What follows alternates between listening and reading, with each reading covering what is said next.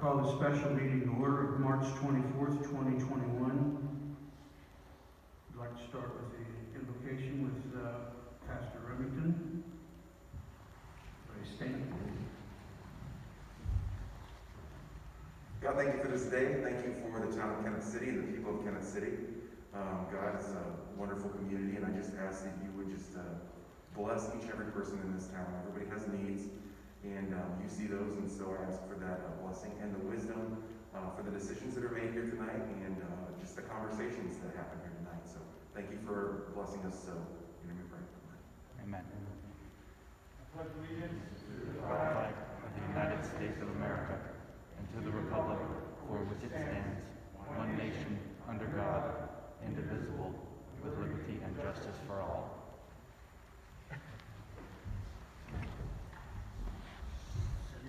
Roll call, please. Councilmember Roberts? Here. Vice Mayor Myers? Here. Mayor Howell? Present. Councilmember Cummings? Here. Councilmember Viola? Here. Attorney Moore? Present. Manager Campbell? Here. I'd like to start out with new business. At this time, I'd like to turn it over to Randy Moore, town attorney. Thank you, Mayor. I'll be doing a lot of talking tonight, so please bear with me. Can we give him a microphone so we can hear him out here, please? I can project even better, no problem. I yell at toddlers all the time. So I'm going to be doing a lot of talking tonight. Please bear with me through this process. We have a lot to do, and in some cases in a very little amount of time. Not just this evening, but the timeline set forth. As we come here tonight, we come here knowing that the town is anticipating a vacancy for its town manager, a vacancy for its town clerk. There's a third administrative vacancy forthcoming. Ordinarily, the town has 4 core administrative personnel, and 3 of them will no longer be working with the town by April 15th, 16th, but by the middle of April. And so, with that, you folks have some decisions to make. And I want to start out by reminding you why, if you find yourself in that seat saying, why me? I want to start out by explaining why you. Of course, all of you know you put your names in hats and you ran and campaigned on issues. But how does this particular issue fall to you? Under section 2.01 of the town charter, all powers of the town shall be vested in the town council, hereinafter referred to as the council, except as otherwise provided by law or by this charter. And the council shall provide for the exercise thereof and for the performance of all duties and obligations imposed on the town by law. So when we talk about passing a budget, you folks pass the budget. It says that's your job by statute. When we talk about drafting policy, that duty is not given to anybody else in your charter. That is your job. As it relates to the town manager, section 3.01 of the town charter states that the town manager shall be appointed by the town council. Section 4.02 of the town charter says the manager would recommend an appointment, but ultimately that person is subject to the approval of the town council. In this particular community, you have 3 charter officers. That is the town manager, the town clerk, and myself, the town attorney. Regardless of the people who occupy those roles. Those people, again, including all 3 that I just mentioned, work at your pleasure and your direction. And so it is your charge going forward to identify who those people will be and how we're going to identify those people and ultimately select them from hopefully a pool of candidates. As we go through the issues to be resolved tonight, I want to give you sort of a roadmap because we have some work to do tonight. It's going to be a little while. Not very late, but a little while maybe. The first issue we have to decide is how are we going to go about the search for a town manager?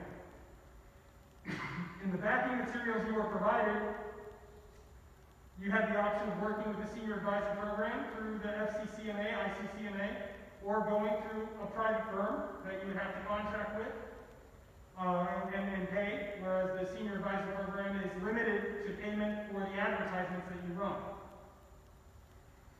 If you should opt to go with the Senior Advisor for this region, one of the 2, and we're fortunate in Pinellas County to have 2, one of the 2, Ms. Pam Brancaccia, who you've received some correspondence about and from, is present tonight. In the event you opt to proceed with her, I will explain the, sort of walk through the memo that I sent last night. And you folks will have some decision points to make with her on the process you want to utilize going forward. You're running a dual track on the identification of a town manager. Your first track is to find an interim town manager for after Manager Campbell's last day. Your second track, which will take closer to 60 to 90 days, and I would say likely closer to the 90 than the 60, will be the selection of your next town manager. So those are the two tracks you're running there. After that, and we get through what we need to get through tonight, and there will be future meetings, now this isn't all getting done tonight, but after that, we're going to need to talk about how the town is going to handle some of its financial affairs in the short term. Payroll, paying vendors, making sure accounts receivable and payable is addressed, benefits are tabulated, all of that. And I have a solution, a proposed solution for your consideration. As you saw, the bottom line in every correspondence you've had, quite literally from us, is this is your process.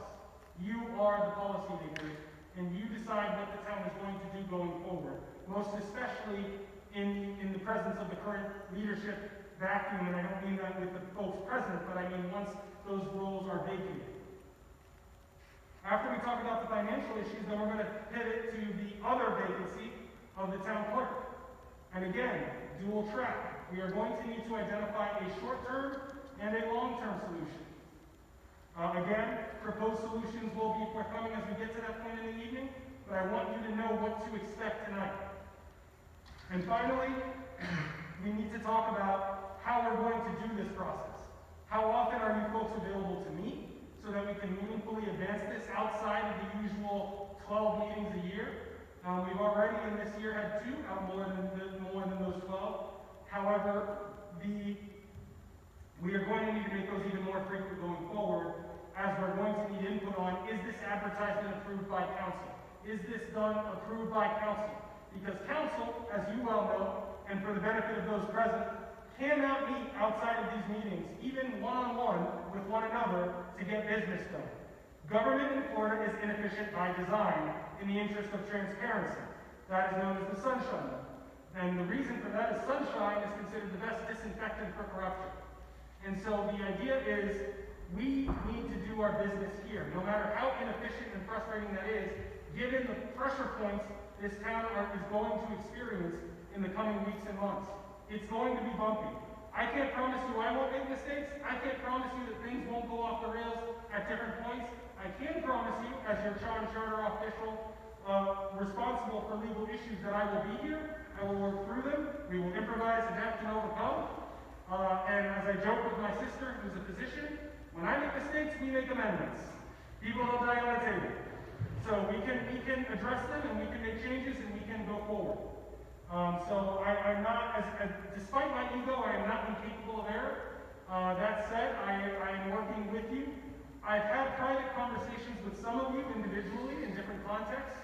For the benefit of all here and all present in the public, I am a contracted entity. I'm not a town employee in terms of being present here day in, day out. I plan to, and already have for the last 2 weeks, since Manager Campbell's agreement was entered into, I plan to have at least one office day here in Kenneth City so I can be on hand, learn what's going on the ground, make sure it's being addressed in real time. In addition to that, I have a retainer agreement with the town. The retainer agreement contemplates legal services for business as usual. In case it's unclear, this is not business as usual. So my legal services, as they relate specifically to facilitating the transition and the operations of the town outside of ordinary legal services, is outside of the retainer at the $175 an hour rate.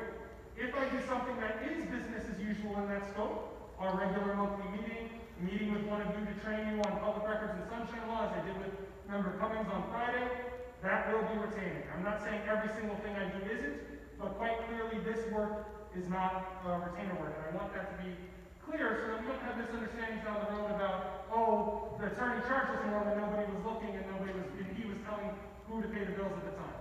So we can get away from that immediately. Another issue I'd like to address before we move forward is one of the issues that has brought us here is mistrust.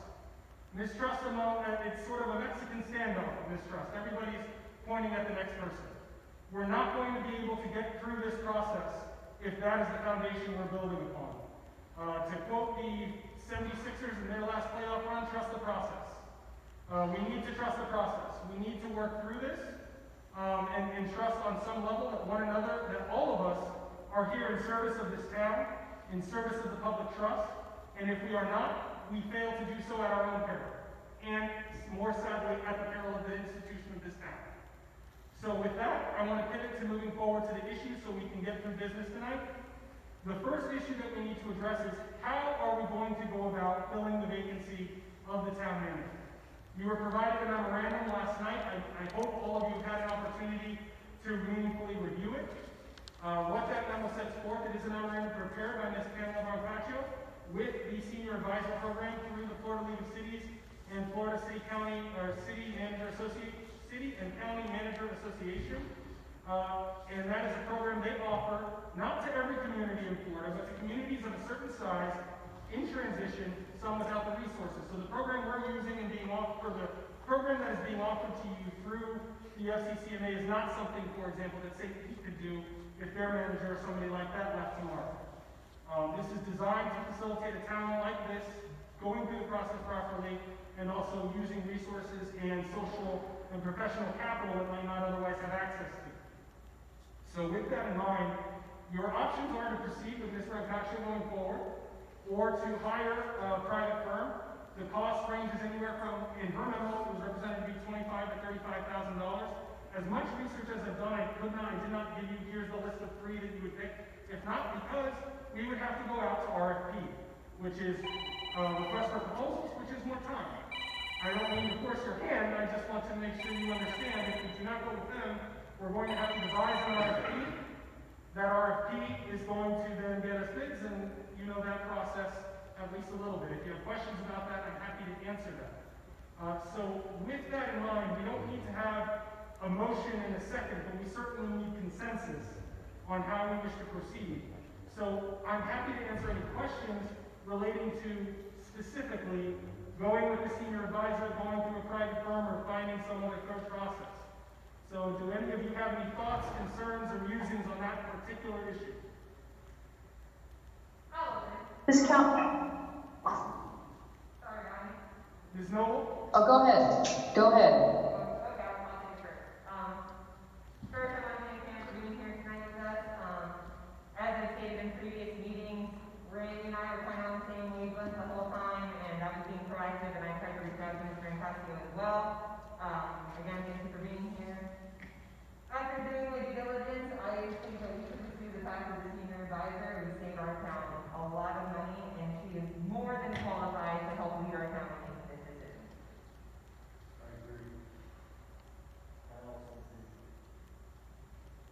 I agree with that also. Councilmember Roberts, do you have any thoughts? So Councilmember Zamitis has indicated that she thinks it would be financially responsible and prudent to proceed with the senior advisor program. The mayor and Councilmember Cummings agree, and as did Councilmember Noble through the telecom platform. Do you have any feelings on the matter? This is just to get us through the interim, This is just, so the senior advisor would help you, one, recruit it is more designed for the permanent manager, but they are also offering it to facilitate the identification of options. And I can tell you when I say facilitate, I mean, not just here's what our system usually looks like, it's, she and I have been shaking every tree we can find. So yes, that is what we're talking about, using her. We would not have a need to go through a contract and all, they're ready to go today, if that is what you want to do. Okay. Is that okay to say you're okay with that? Yeah, I'm Okay. okay with that. So there is consensus, in fact, the unanimously wish to proceed. Ms. Brancaccio, we will be using your services. Before she comes to the podium to speak, allow me to speak a little bit to what services she's really talking about here. The Senior Advisor Program is a resource through FCCMA, ICCMA, and FLC to help identify qualified candidates for towns, smaller communities seeking a new manager. She will not be picking the manager. She will not even help you narrow the list of the manager. Her job is to help you craft an informed advertisement and request for applications. She will help you sift through them to say, based on what you told me you were looking for, you received 20. 10 don't even meet those criteria at all. And it does happen that people see this and say, well, I've been running a Western Union for 10 years, I'm pretty sure I can run a town, I'm gonna apply. Regardless of what criteria may be stated, and it's one of the services they will offer, say, even if it's close. Hey, you were running a special district. Well, if that was something we said we don't care about, we're not interested for this time around, she will let you know. But every step of the way, this will be your process. As I continue, can the public hear me all right still? Okay. So at every step, this will be your process. She is only going to help you plug into resources. As it relates to preparing the advertisement, most especially for the long-term replacement of the town manager, she will help you craft that ad, help you place it both with the FLC and ICCMA resources. If you decide you have other periodicals that you think appropriate, she will help you get to them, though that will be a cost again to the town, the cost of that advertisement. And the way to establish the criteria in the ad is a written questionnaire for which you received a draft last night. All of that process, filling out the questionnaire, the contemplated process at this stage would be you would take that home in between now and our next special meeting, fill it out, sign your name on it. It will be a public record. Again, just as by way of reminder, in addition to your sunshine law obligations, as we exchange correspondence, or if you exchange correspondence with Ms. Brancato, those are public records because they perpetuate, communicate, and formalize the official knowledge of this community. It doesn't matter if you're doing it in a text message, an Instagram DM, it's always a public record. Okay? So with that in mind, what she will do is give you the questionnaire, she'll take your feedback, find, I'm a lawyer, so I'm not going to get too much into the stats on it, the mean, median, and mode of what's relevant, and craft criteria that align with that. That will be presented to you in draft form. You will approve what the copyrighted material that goes out looks like. The actual advertisement will need your approval. Again, because of sunshine law reasons, that'll happen here. You may receive the ad in advance with time to do your diligence and look at it and say, hey, there's this typo, or I'm not really sure we agreed on that, I don't know where you're getting that from. But ultimately, the approval of it will be a decision of this body. Once it's approved, it will run. The proposed timeline is to run for 30 days to secure ample applicants. There's some insights in the memorandum about what the ad should and should not say. For example, caution against putting a bright line number on your anticipated salary because it may discourage somebody that, hey, you might have been willing to go 500 more if that was it, but you guys said it was this and I'm not willing to do that. So those sorts of things, and those will be discussions we have and are discerning part from the advertisement. And from your questionnaires. That's not a decision, for example, we have to make before we adjourn this evening. The biggest decision you had to make has been made. We'll be proceeding with Ms. Brancato. Ms. Brancato on the interim side has also, she and I have talked, I think, twice a day, every day it feels like, to check in with one another and who we've been talking to and where did that go. As part of that, you received late this afternoon, around 3:30 or so, I emailed you, maybe a little later, I emailed you with a resume for someone who's already expressed an interest in the interim role. They are not presently located in the region, but they would love to be.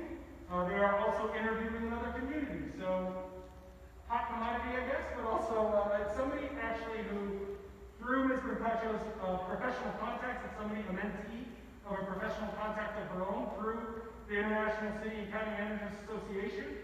That's how that name came to us. If it seems like, how did we get somebody from a random place in Tennessee? That's how.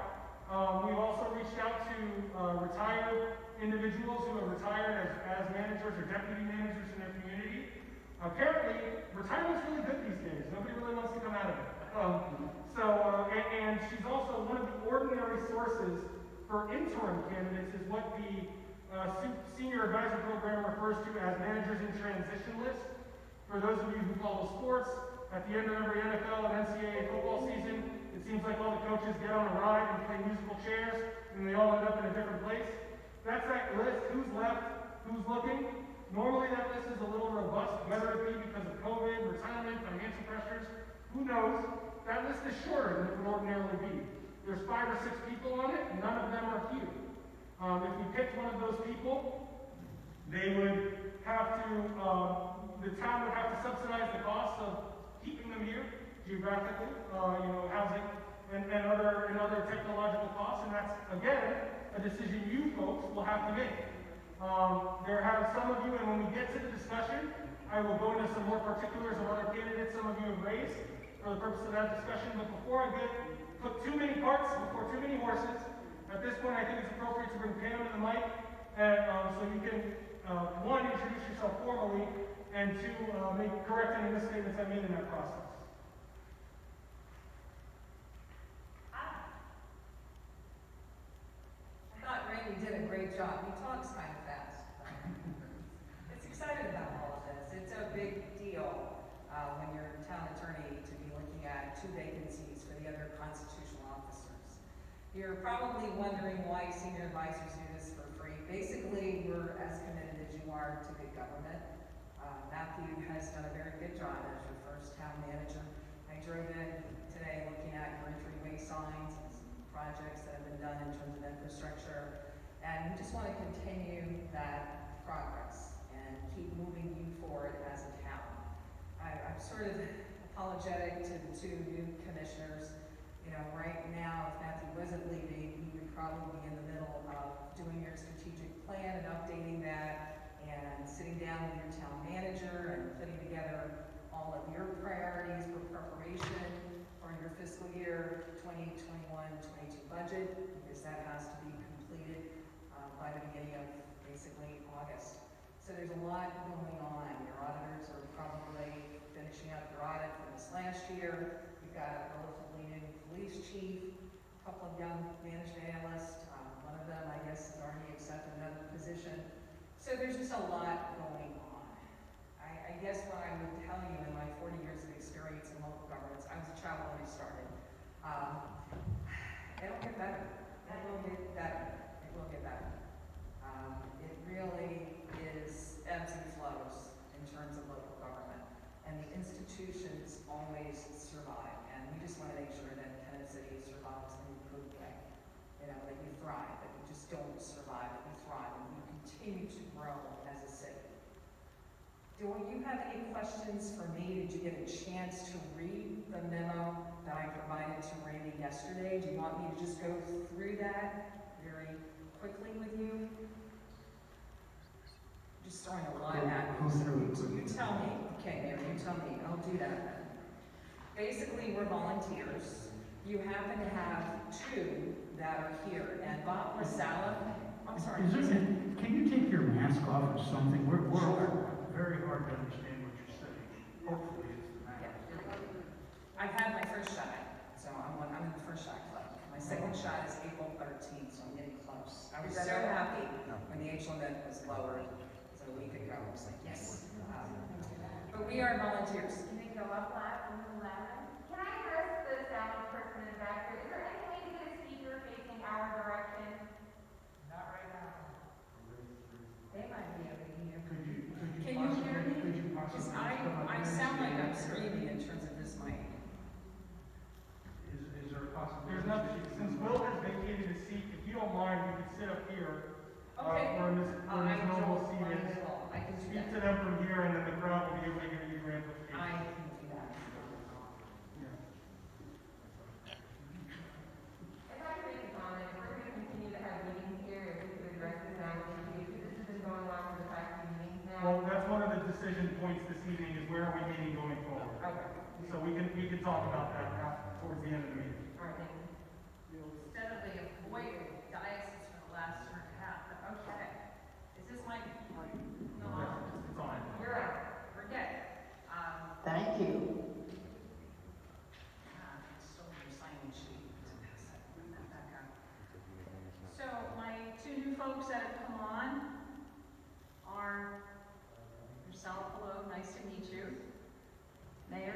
Nice to meet you. And I think one of you had been on before and have come back from there. And I'll get to know you well during the process. And then Megan, you're actually, your dad was on?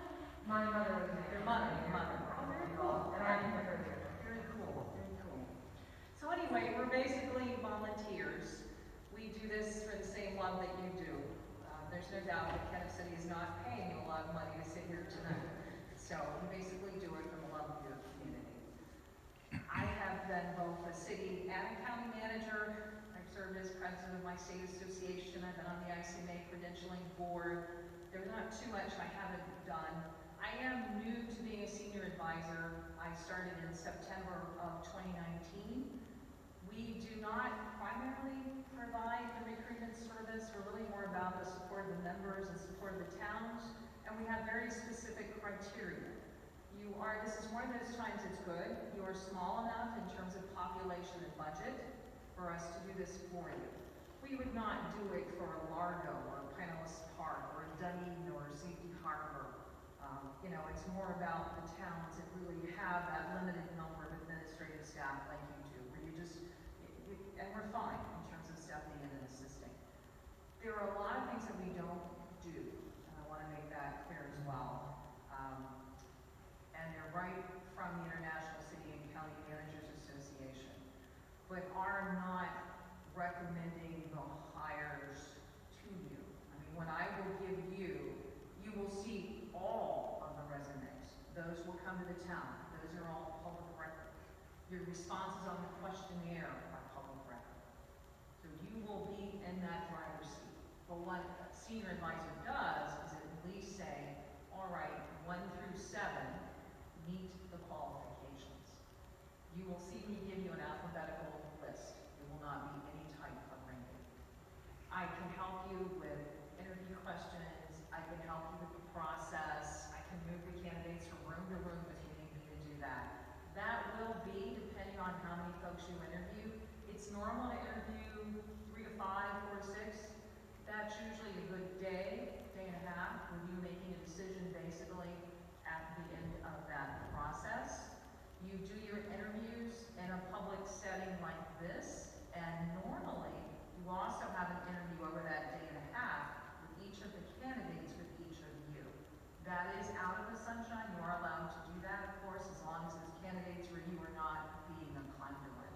I'm sure Randy has already gotten a chance to sit down with all of you. And for the sake of clarity, what she's describing is each of you having the opportunity in a one-on-one setting, candidate by candidate.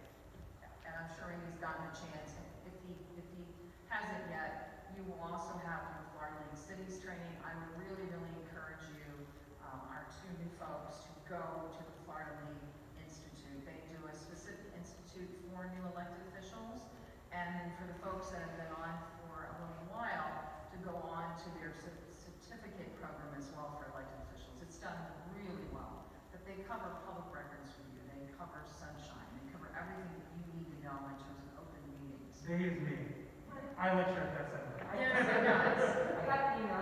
That's why I knew he was okay. Lynn Tefton, who I've worked with for over 30 years at the League.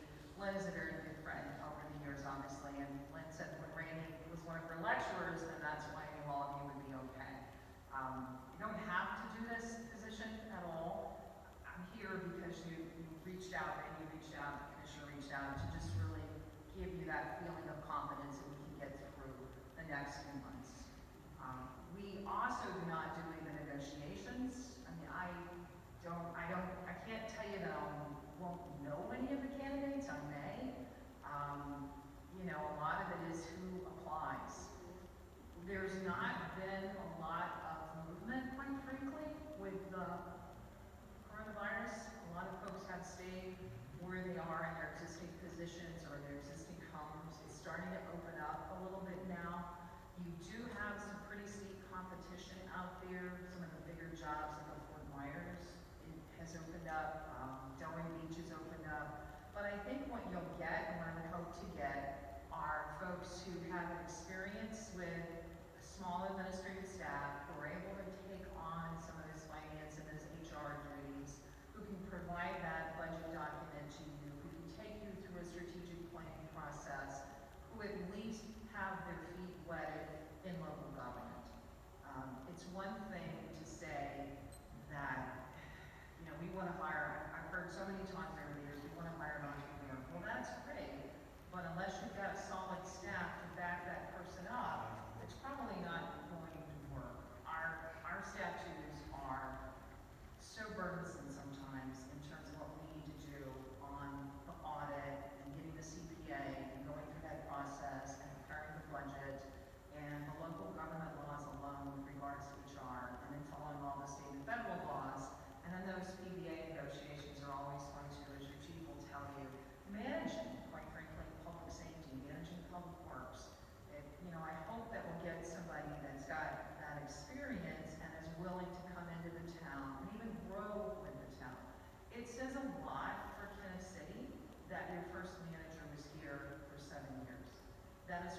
points that I'll make in the ad.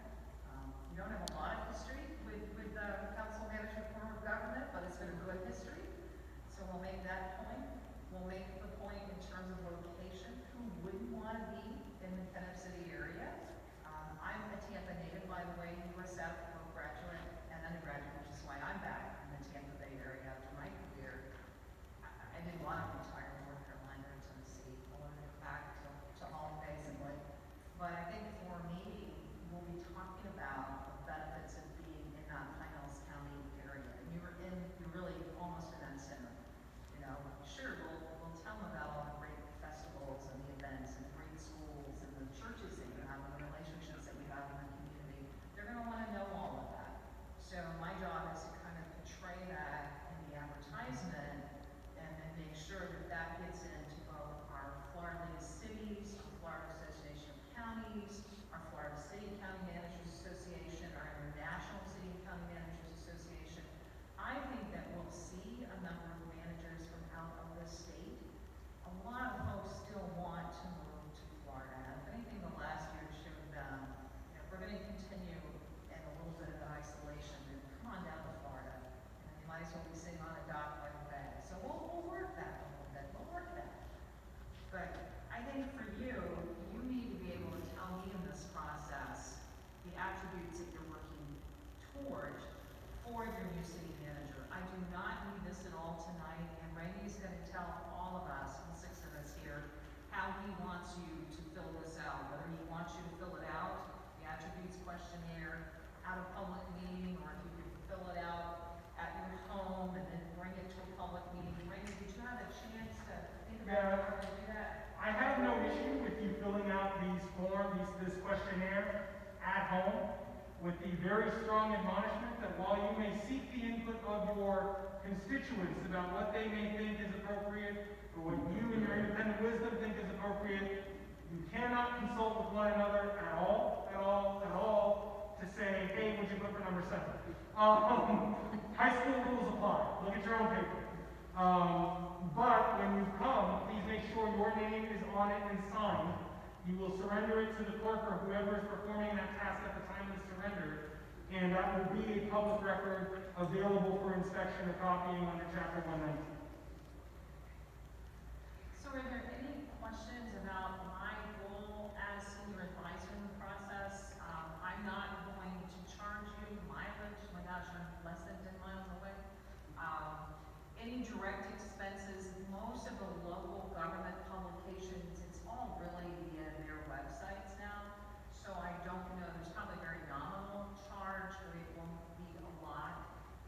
You can decide, I don't really see a lot, reason to put in the Tampa Times, but if you want to, we can certainly put in the Tampa Times again.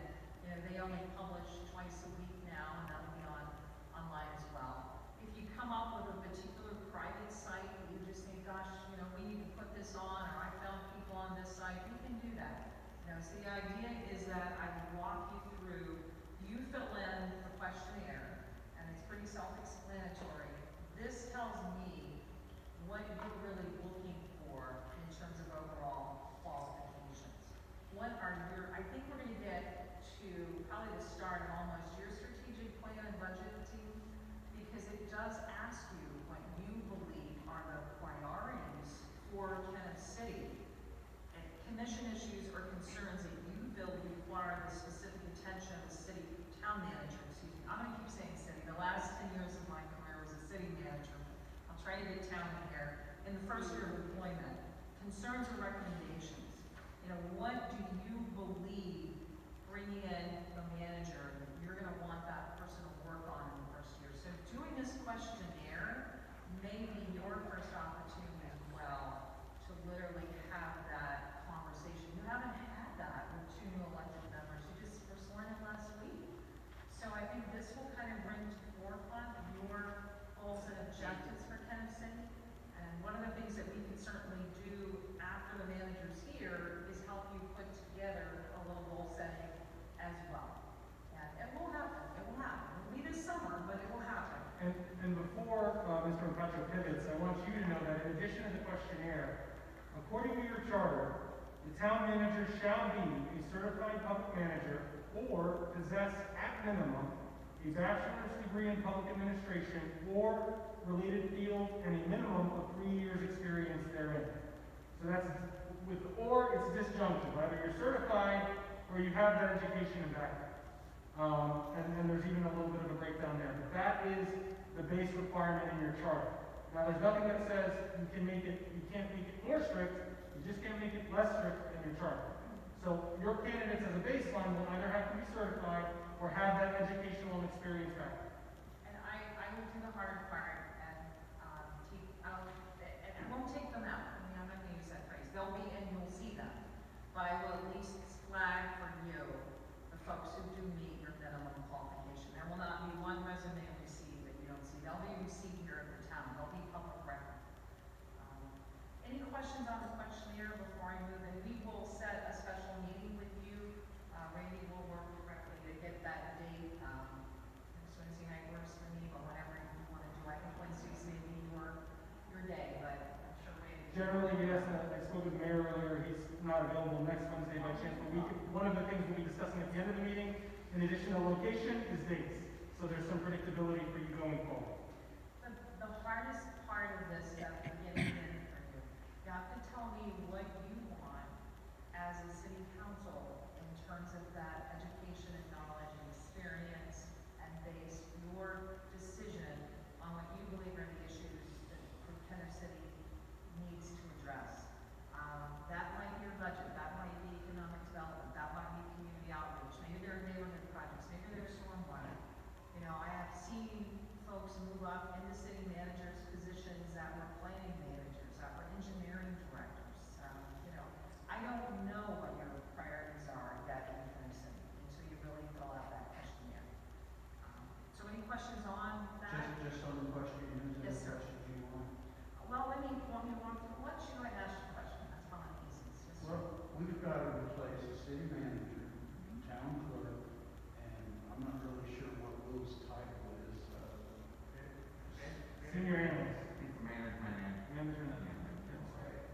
We have to replace 3 different positions all at one time.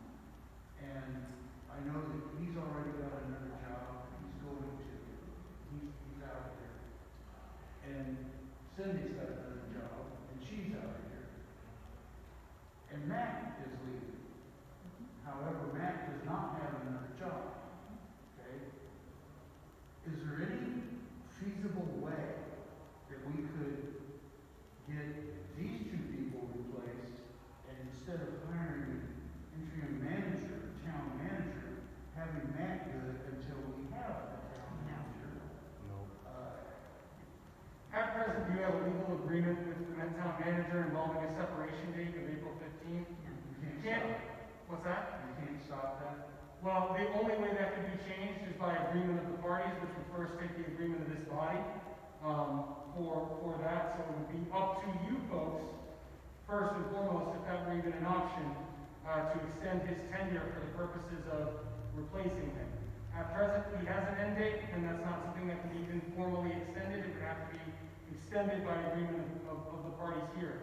What we're talking about right now is the process for selecting the long-term manager, and I think that's a salient point to raise, but rather than derail the conversation on that point, I think it'd be more appropriate if Ms. Brancaccio continue to outline the process for selecting the long-term replacement, and then when we get to the discussion of the interim, we can revisit that point. No matter what. Pardon? We have to do that no matter what. Yes, we're going to be addressing that. I'm just saying for the purpose of my suggestion to you as the presiding officer would be that we continue without laying out the process for the big picture before we get down to the more emergent need of an interim manager. So allowing Ms. Brancaccio to continue explaining the process for advertising and all of that. Schedule, and this is very basic, and this if everything stays on track. Do not be surprised if it comes off track. Once or twice, you know, Randy said earlier, we all make mistakes and you're all gonna have different opinions, and again, you haven't worked with each other as a collective body. I mean, what a heck of a way to get to know each other, you know, in terms of being on town know each other by the end of this 3 to 4 months for sure. But I would think probably April. I was thinking if you would fill in the questionnaire and then bring it, I'll work out the grading process in terms of when you turn it in to your city clerk, and then we'll have a summary for you, because I want you to approve the town. And you want to be able to talk a little bit about, well, Mr. Mayor, why did you think attribute number 5? Or why did you think attribute number 4? I just want you to have a conversation on the summary of your questionnaires. And of course, you'll see everybody else's as you're signing your public record. And that would be in April. So by April, basically, we have the recruitment documents, the end of April. We have the position profile, which is not complicated. You saw what Randy provided you that the city of Chattahoochee had done for the city clerk. It'd be very similar to that. Glowing description of Kennett City and the area, basically. Description of your budget, the number of people that you have, and then a conversation about what you said were your priorities and what you want to see as the number 1, number 2, number 3 attributes in terms of the positions. On salary right now, I wouldn't get too hung up on it. We know Matt was making, I believe, $96,000. You know, we'll do it, and you'll get to approve this before it goes out. But probably just a to be determined. I used to do to be determined a lot in directors. I didn't want to limit myself. You know, if that perfect person was $1 over what I put in as the top of the range, then that person is not going to apply to my position. Yes, sir. Isn't there, couldn't you put a minimum in that? We could put a range. Because then you can start. Yeah, you can absolutely. Yes, sir. Yes, sir. Yeah, we can absolutely do a range. I've done that. Folks, if you comments directed publicly, no sidebars. Council members, you can avoid sidebars, just know where to go. I can't hear what she's saying. All I heard was she said something about $6,000. Nobody talks in the microphone and they sit with their back, and I might as well not sit up here because I can't hear what she's saying.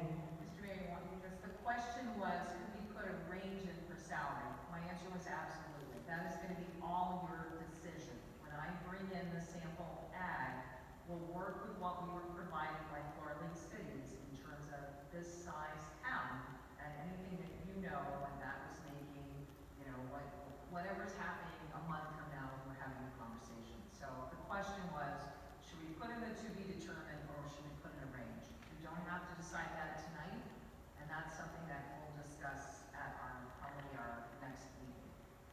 Is that okay? All right? In May, we would advertise for a month at least.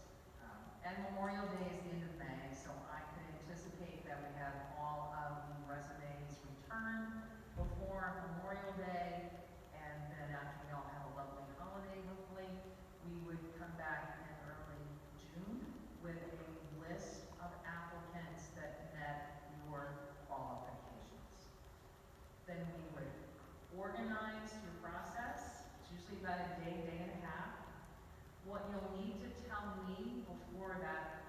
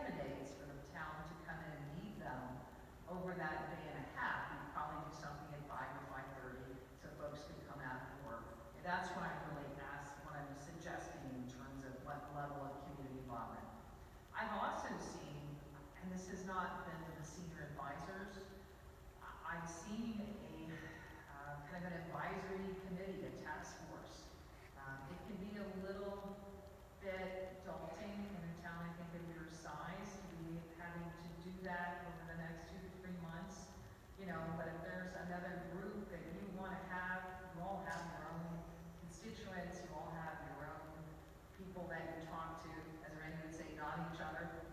But, you know, it's whatever you want to do. So be thinking about that. It's not a question I need answered tonight. But as we get closer to June, if you want to have a community reception, basically, for your town manager candidates, remembering that the ultimate interview for those candidates will be at a podium in front of you in a public meeting as well. So that's just something to keep in mind. And then hopefully in June, the other issue that we'll have to contend with, and these are more, you don't have to decide tonight, just so you're aware of. We also, as senior advisors, do not do the formal background checks. You are gonna want to have either a private firm do that background check, and a lot of the consulting firms that do the recruitment will do just background checks. They charge about $2,500 a candidate, and I've also seen the police departments, RIG, and you're talking about a credit check and a background check. The last thing we want to do is have a candidate who has had some major concerns in the past. We all have, by the way, had settlement agreements and have been asked to leave. Don't even let that bother you. But we definitely want to look for any sort of malfeasance or, what do you say it, personal financial issues or any personal issues that might be out there. So that is something that you will have to do separate of me. But what I would do is, and if you decide to use the police department, and they usually go on site in terms of interviews in that area, or, you know, when they start with the phone and then do the credit checks. But what I would do is basically, everything we have are at least 10 people. We'd be so lucky to get 10, by the way, that meet the qualifications. And then I would either hand them to the police department, or actually already here in the town, or you would put those to a private company who would do that background check. So when you're interviewing the candidates, you have not only their references, but you also have anything that would have showed up on a background check or a credit check. And I've had that happen. I've had a sealed criminal record in a city, not me, I should say that, she was correct, I said that too, but it was, and I felt really bad about it.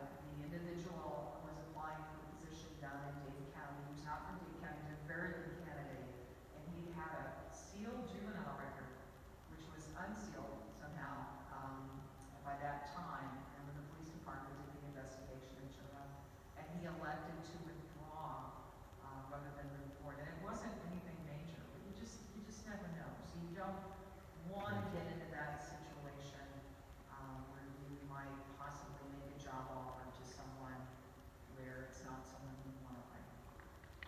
Enough said, I think, on that. In terms of talk the salary survey, if you're comfortable, we'll probably use that Florida City's data. They update it every year. They send it to all the towns, and they update it every year. And it's usually the most current. I'm looking at my list of questions for you. Anything else on the permanent recruitment process you want to ask me a question on before we talk about the interim city manager? Schedule or anything, if anything goes, everything goes well, they'll be here for your, hopefully, 4th of July fireworks. Yes, sir. So during the special meetings, the hiring process, you said that they have to be here. Do we have time to deliberate amongst ourselves? Yes, while you're sitting up here. Okay, That's all open meeting. okay. I just wanted to ask. You know, and as context for that, just because you're newer to the, as context for that, because you're newer to the body. In this community in the past, there was a council member, for example, who the council was of the opinion lacked the qualifications anymore to serve physically. And that entire discussion had to be had at a public meeting. And with the person sitting 3 seats away from me saying, I don't think they can do this job anymore, what do you guys think? And they're sitting at the table. So certainly as it relates to candidates for the position, when you have that discussion, now you may say, come to the podium, say your piece, okay, the time for all of you to come to the podium is done, what do you guys think? there will be nobody else talking but us now, but at that point, you're gonna say, hey, I think Jim's really great, I mean, Sandra presents well, but I'm not sure that Sandra's really up to it, and that discussion is gonna happen in front of them, and that process in Florida can make for very uncomfortable moments like the one I described, but the deliberation, apart from you sitting in your car or in the shower, whatever thoughts you have in those moments, the deliberation amongst one another will happen in a meeting like this. And for all of you that have full-time positions, we will get your calendar far enough in advance, because you really are looking at probably a day and a half. Because we'll have to schedule, if you elect to do, and I think it's important to do the one-on-ones, and you just get to be yourself with each, one candidate at a time, honestly. But then on the next day, we would get through that in one day, and that can be a half day again, depending on, because you're all meeting with a different candidate at the same time in a different room. None of that is public, and that's perfectly, I'm gonna say legit, but we'll have that. But on the next day, you would have, let's say we have 4 candidates to interview at that point. Occasionally, people do pull out. I mean, if they're looking for a job, they may have another position that they're interviewing for, just like you would in your own life. But let's say we have 5 candidates. Well, we would start probably 8 o'clock, 9 o'clock, 10 o'clock, 11 o'clock, 12 o'clock, right here, not here, maybe not here, but in a dais situation where you're asking them, by then I've provided you with interview questions. And you can bring interview questions of your own, but I would just give you sample questions. I've got hundreds of them, basically. And they'll be standing there at that mic or somewhere where you can hear them. And literally, you would ask them all the same questions is the idea. And I will tell you that most of the candidates, even though it's a public meeting, won't sit in the other candidates' interview. It's just kind of one of those unspoken rules. It's a public meeting, they can't keep them out. But a lot of it, they don't really want to know what Mr. Brown said or Mr. Smith said. It's really more about them. And it's a fit question. It gets down to who are you most comfortable with. It's a fit question. It really is. It's almost as bad as getting married, honest to gosh. It's a fit question. You're dating. It's a little better than speed dating. You get to have a little more time with them, and you've got the resume and their background and that very important check to make sure that they're valid in what they told you. Part of that is to check their educational credentials. You would be amazed at, folks over the years. I've had a couple of directors who fudged that and who had to let go. You just never know what's going to happen in the interview process. But it is a fit question, and you're going to have to get, for all you that are new to this, you're going to have to get comfortable in a 2-day period with who you want as a city manager. Paper is one thing. It's when they come in and answer those questions that are going to be important. And that's why I asked you about the community role. It's not unusual. What I used to do with directors, I would do most of our interviews on the first day. By the way, we will do a tour of the town. I know we're a little short in terms of administrative employees, but Chief has got folks. I'm sure there's a sergeant or lieutenant or an officer, and we've got folks in public works. We will put those candidates in a car as part of this process. We want it for staff members, and we'll do a town highlights of Kennedy City. And we'll do that probably, for example, I'm just talking about, I know I'm getting ahead of myself in the process, but I love it. It's a good process. It's fun.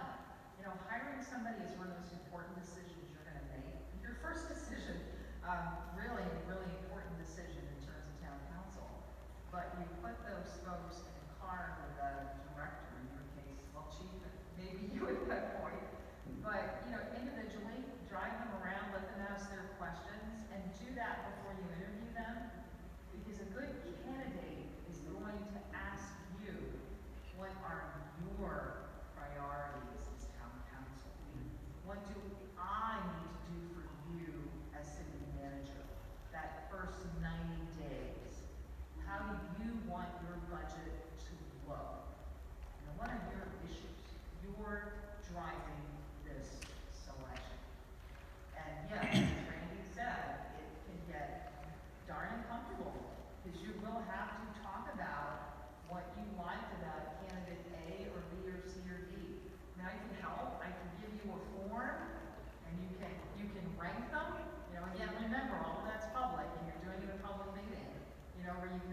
narrow it down and then see if there's a consensus on narrowing it down.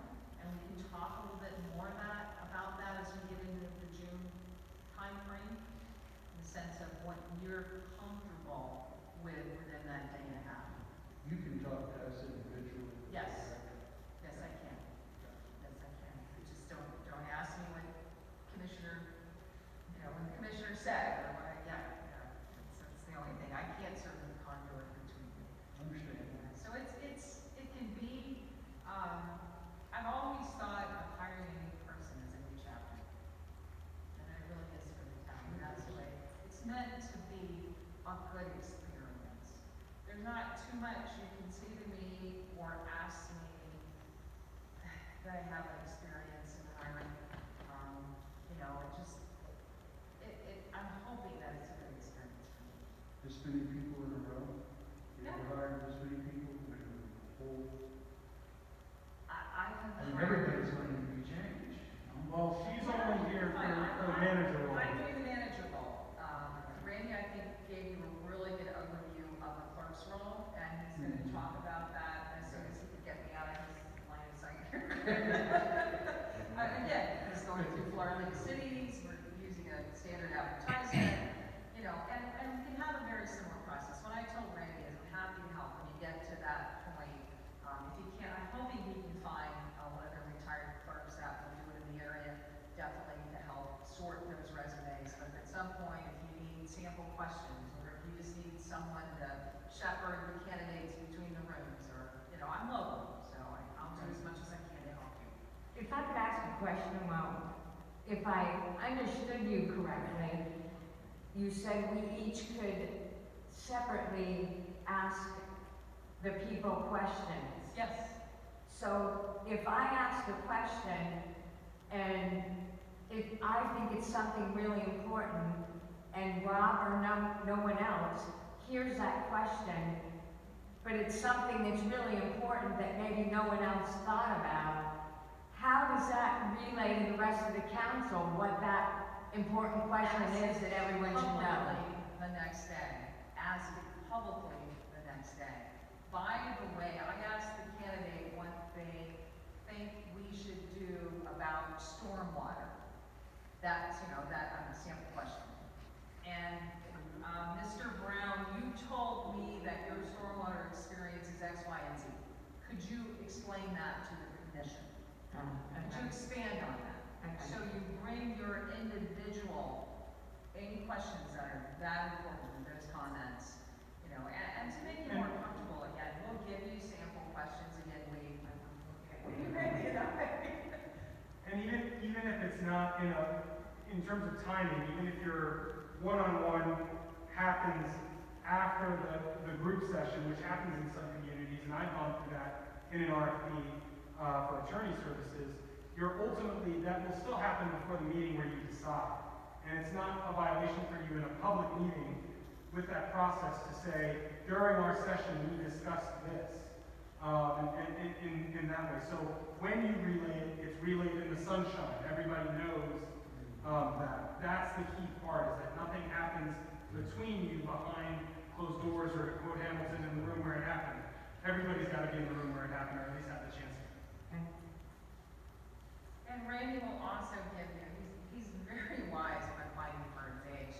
Literally, I said that to him earlier, he's very smart. He's gonna also tell you what not to ask when you get there. I once had a commissioner ask me if my husband knew I was there. Or I say, well, no, sir, I'm gonna sneak out of the house this morning. You don't ask the candidate how old they are. I don't think you're gonna wanna get into the candidate's political beliefs, that sort of thing, but Randy will cover that with you. His whole job is to just keep you out of trouble. Keep you out of the newspapers, keep you out of trouble, no lawsuits,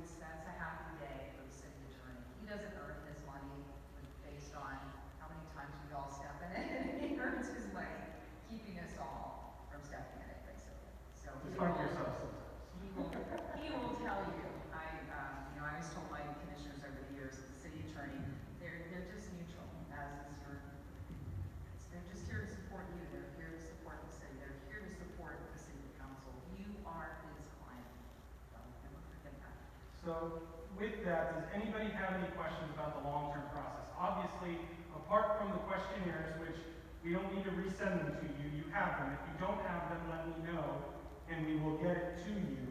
But you have the questionnaire, so between now and our next special meeting, which hopefully will be next week, you will complete the questionnaire, and we will give you instructions on how to surrender it or turn it in or whatever term you want to use. Are there any questions about the long-term recruitment process? All right. So with that in mind, the next step is the interim. Wait, before that, is Bonnie on the line? I just want to make sure Bonnie has a chance to say anything if she did. And can you see her? Yeah, I'm good, thank you. Okay, wonderful. Just wanted to make sure that there wasn't a glitch or something. So the next step is the interim process. As the mayor noted, the manager's last day in this contract is April 15th. The full disclosure, the contract says Friday, April 15th. It's Thursday, April 15th. If you wish it to be the Friday, he's happy to do so, but it says April 15th. Everybody's operating on the day of the date. But I wanted to make sure that was out there before it became something else. Your interim process is a little more informal. We're not going to have the entire dog and pony show we just described happen in 2 weeks or 3 weeks, whatever amount of time we're looking at. There's a more urgent need. You have a few options going forward right now. And those are the options that I know as I sit here now, with the benefit of 1 week's time. Something may come through tomorrow. Same is true of the clerk. I'm waiting on a few voicemails that I just haven't got a call back on yet, and I have to follow up tomorrow. The options are as follows. The first one was presented by the mayor, is to extend the manager's contract. As I tell you your options, I'm not recommending an option. I'm just letting you know what you can do. By agreement, and he would have to agree to that too. Maybe he's just done. So that I haven't even had that discussion with him. I'm letting you know that that's an option. Another option, one of the council members has suggested, had in a discussion with me, suggested that the former chief of police, given his familiarity with the town, could be an option. Ms. Brancaccio today, through me, circulated a resume to you of somebody who would be interested in interviewing. And you could have one-on-one interviews through Zoom or otherwise with that individual or the phone.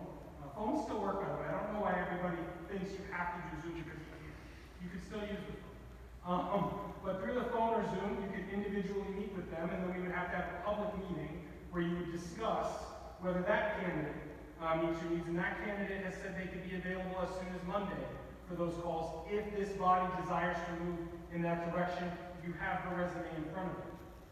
And I would add, I don't know that candidate personally. She is through ICMA, and she has been mentored by Jill Silverboard, who was the longtime assistant city manager of Clearwater, who's now a deputy county administrator here in Pinellas County. I've known Jill for about 20 years. Her husband was the city manager of Treasure Island, Lee Silverboard, for a number of years, and Jill was in Madeira Beach before she went to Clearwater in Destin before that. This young lady was an ICMA fellow, so she is up and coming for sure and has experience. I talked to her for about 30 minutes this morning, but she also has other interviews going on. I also talked to what we call managers in transition. Usually we have a longer list. Well, everybody is in place. So we only have about 5 individuals that are on our managers in transition list, and that's maintained through Farley Cities. I can call each one of them. I did send an email out to them. The one person that I was most interested in for you, she's just recently left the Phoenix Springs again. Same size city, small administrative staff, wants somebody that's got that comfort zone. And she's actually interviewing this week for a position in Okaloosa County. So again, there's competition out there for these folks, but Brandy and I would continue. I've got to call in. I have called city managers, Seminole, city managers of Treasure Island. I mean, not to come here, but one of their councils. But if they have retired individuals they know. Unfortunately, a retired manager of CMP Beach, Ozmar, moved to Tennessee, we seem to have a little migration going on when the managers retire in terms of leaving the area, but I've been working on it and will continue to make those calls if that's what we have. And as we talk about that manager and transition list, that was as noted in the memorandum and in my statements earlier. I'm trying to consciously slow down. It sounds weird. There's outside of that individual, there's 6. They are presently, at least if the list is where they are now, they're in Apopka, Boynton Beach, Port St. Joe, Islamorada, Niceville, and Jensen Beach. All lovely places, none of them in Pinellas County or immediately adjacent to Pinellas County. So if one of those people is willing, able, and interested, there would be the added cost, of course, of accommodating them financially for their travel troubles of being here for that period of time. Obviously, if we have an option like the individual who has family here or somebody from the region, whether affiliated with the town or not, then that would be one less cost. So with that, those are the options as we know them now. Again, that may change in 24 hours, in which case I'll advise you through correspondence. But with that in mind, before we shake more trees or do more efforts, we would like the benefit of your guidance for what your thoughts are on this interim process, because we've done what we've thought prudent, but we've had to thus far presume what you would want done. So with that, I'm going to, Pam has something else to add. Well, and I didn't want to go too far, as you said, I didn't know yet if we were going to bring the senior advisors on, but the other thing I can do tomorrow is an email to all of the town managers here in Pinellas County, just again, we have a finance director that's recently retired, for example, or an administrative services director. Even if it's a bigger organization, if that person has been out or been retired, this may be exactly what they're looking for in terms of an interim slot. And the last thing, Exactly, just interim, 3 to 4 months. we're just talking, right now, all we're talking about is the interim. We're not even talking about their qualifications, their pay, or anything else. Just how do we want to find them? The last thing I would add is when Ms. Brancaccio, if you instruct her to do so, he contacts the other 23 managers, 24 throughout the county, also saying, not only do you have somebody who's retired, do you have somebody on your staff who'd be willing to loan?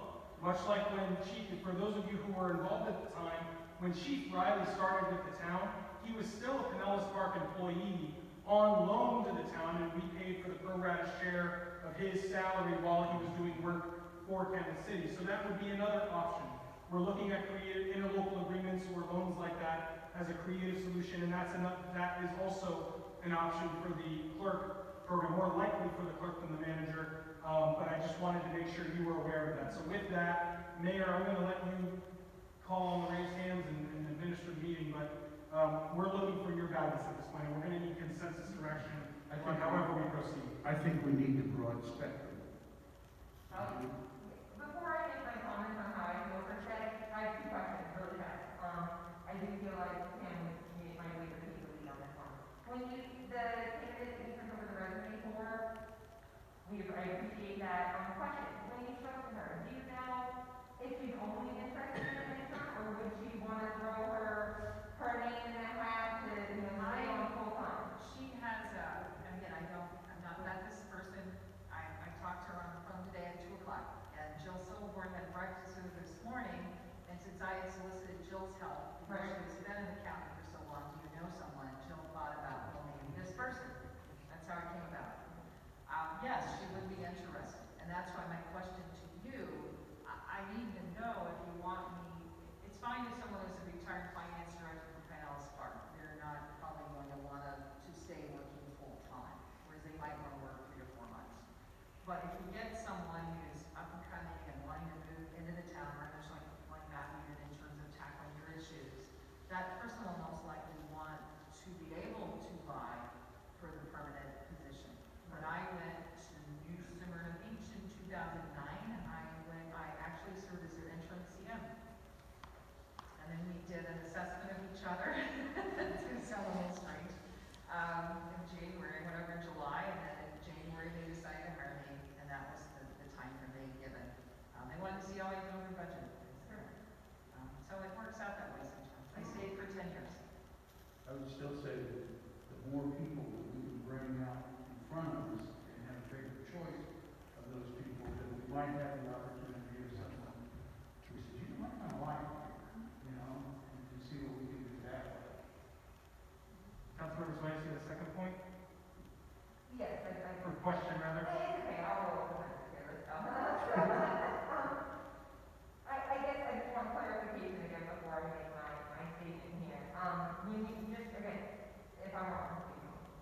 the manager transition, you mentioned that we would have to pay for, you know, mileage, gas, need to relocation, and need to stay in a hotel. Correct, right? Correct. She does not apply to that, correct? Well, we don't know that. I have assumed that she would stay. Jill volunteered for her to stay with her sister. I thought that was kind of funny, not Jill's sister, the candidate's sister, the individual involved. But I think that she probably would not then require a stipend. I think she's located in Largo.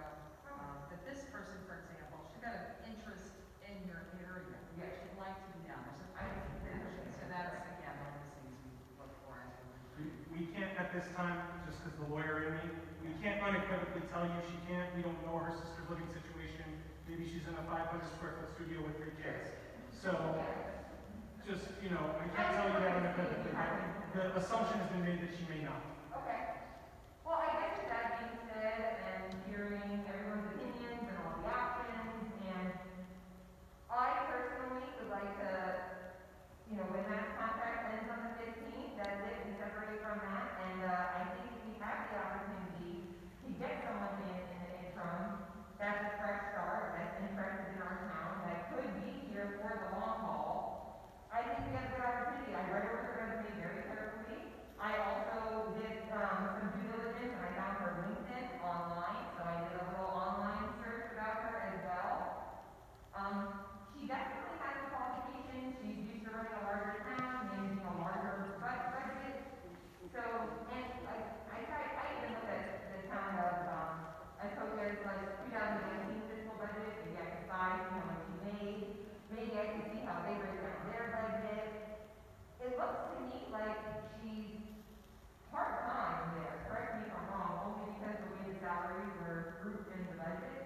So I also think that our town has an opportunity to maybe save some money while still gaining an experienced administrator and also have someone that's interested in things. Because she's, you know, she's on the younger side. She's not looking to retire, I would say. And as I said, we have a great track record. I mean, you know, Manager Campbell, she was under 7 years, which is great, especially for a town of our size. And as context for that, because I think this is where Ms. Brancaccio was going when she said that, the lifespan of a manager in Florida is like 3 to 6 years, typically. And so you've already outpaced the average that way. And Matt has outpaced the average that way with his tenure. And so that is a positive signal, notwithstanding the current transition and the you know, the several fire hoses any candidate may be drinking from as they come in. And then also having an experienced town administrator come into our town, then the sooner we can do this, especially if, you know, other avenues are opening up for these candidates, the sooner we can do this, then we have someone experienced that can help guide us on our decision to replace Cindy and to replace Will. So the fact that she wants to come here automatically gives us an advantage. So I think if we can act on this sooner rather than later, we would only benefit ourselves as a town. So I'm hearing that you're definitely interested in interviewing that candidate in the short term, near term, as soon as practicable. In addition to that, do you have any objection to Ms. Brancaccio sending, you know, what I would describe as an email blast to the local managers who say, come one, come all, we're on the hunt? As an interim, not Not as an interim. 50% I agree with that. I love the idea of reaching out to, you know, retired people or whatever.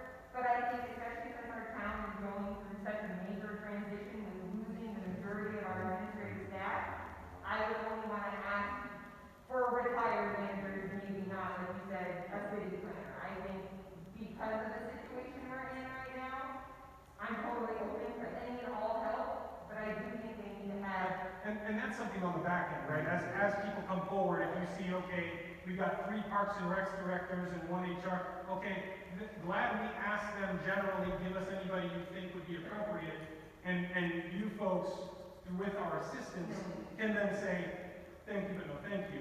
But I would rather not start out by telling them, here are the qualifications we do or don't want, because maybe somebody's occupying that role in transition, or who knows. And so, what I've heard so far, at least from one council member, is definitely interested in interviewing. Please continue to exhaust all avenues for identifying qualified candidates. or identifying candidates that may potentially be qualified. For the interim, again, we're talking about interim position, we want to see as many names as we can to make sure we're making the best decision we can. Councilmember Roberts, do you have anything you'd like to add to that? No, even if we can't find someone that's qualified, I don't wanna just take someone that's qualified just because we're in need of somebody, because that's where we're gonna end up in trouble, I think, if we just pick someone just because we have to have them. Even if in the short term we have to, and we have borrowed from Pinellas Park and other places before, if we have to borrow someone or rent someone until we come up with a qualified candidate that we've had a chance to interview and that fits what our town is looking for. I don't wanna just take the first person, interim or not, just because we need to have that. Yeah, I think that point is well taken. The one thing I will add, and I want to make very clear is, you know, the process, as you heard, the process for identifying the long-term person isn't going to conclude until the summer, and later in the summer possibly. So, but this is a need that after April 15, you know, and Councilmember Roberts and I had a discussion about what does a vacancy in the manager position mean. You have ongoing capital projects.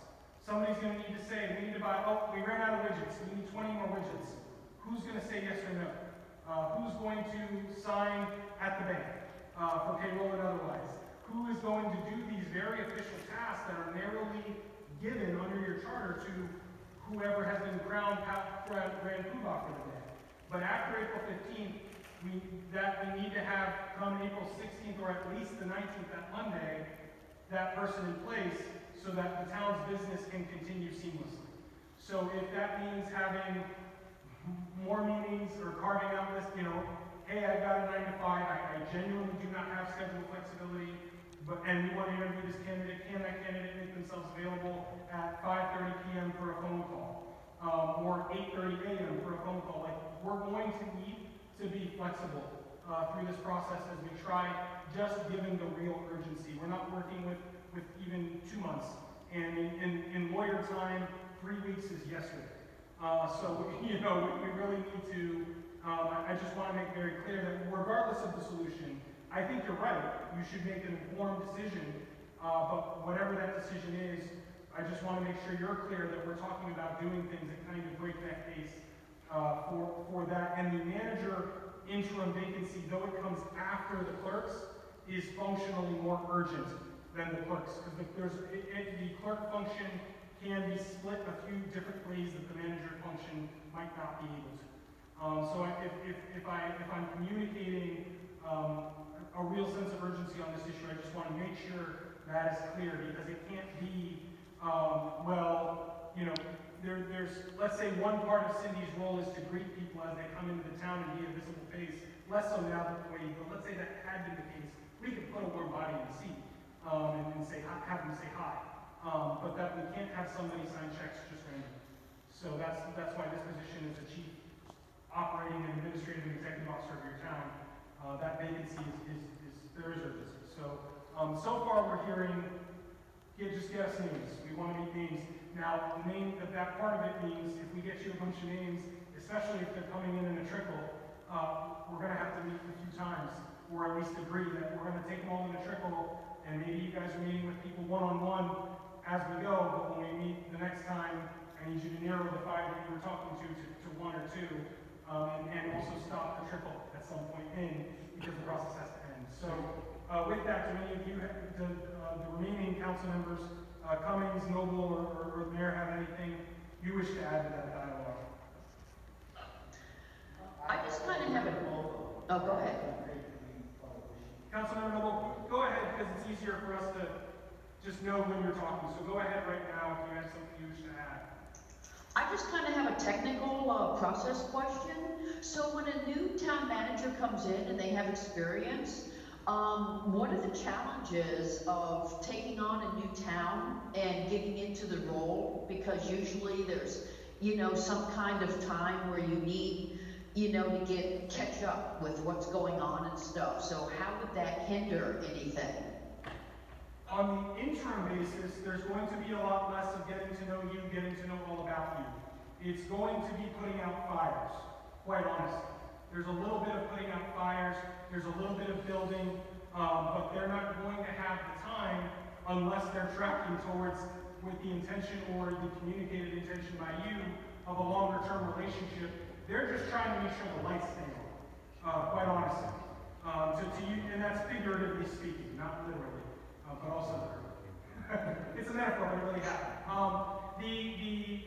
The idea is whoever's coming in that interim role is going to be there to make sure decisions are professionally made and nothing goes undone that is urgent. But if there's something that can wait that we wanted to do, it's gonna wait. So for example, Manager Campbell and I have talked for some time about getting Chapter 66, Chapter 2 administration, a new sign code, those sorts of things. We're probably not going to be doing that in the short term unless there's real urgency. And what real urgency is like the Department of Financial Services or Department of Revenue or somebody in Tallahassee says, where is your X? They will help us get their X. So if we have, for example, as part of the budget process, you're going to have to produce an initial document, an initial document to the property appraiser's office, and I think it's May or June, to begin the budget process. That person will help us make sure that happens while we're still working through the final stages of the interview. So that's really the challenge, is them, one, knowing what are the regulatory compliance elements, which is also my job to help them do and identify, but also from the administrative side of the things I don't typically touch, making sure that that's known and knowing, okay, what bills came in the last 60 days, let's make sure we're complying with Florida statute on prompt payment and get those out. So those sorts of things, yeah? Yeah, I think Randy's summed it up. It's gonna be about just doing the basics, getting your budget preparation done, working with your police chief, obviously, your public works personnel, helping as they can with the city clerk recruitment, obviously, and really just helping you feel a little bit more comfortable that there's someone at City Hall that you can call, or a constituent can call. You have a constituent, particularly our new folks, they're gonna start finding you.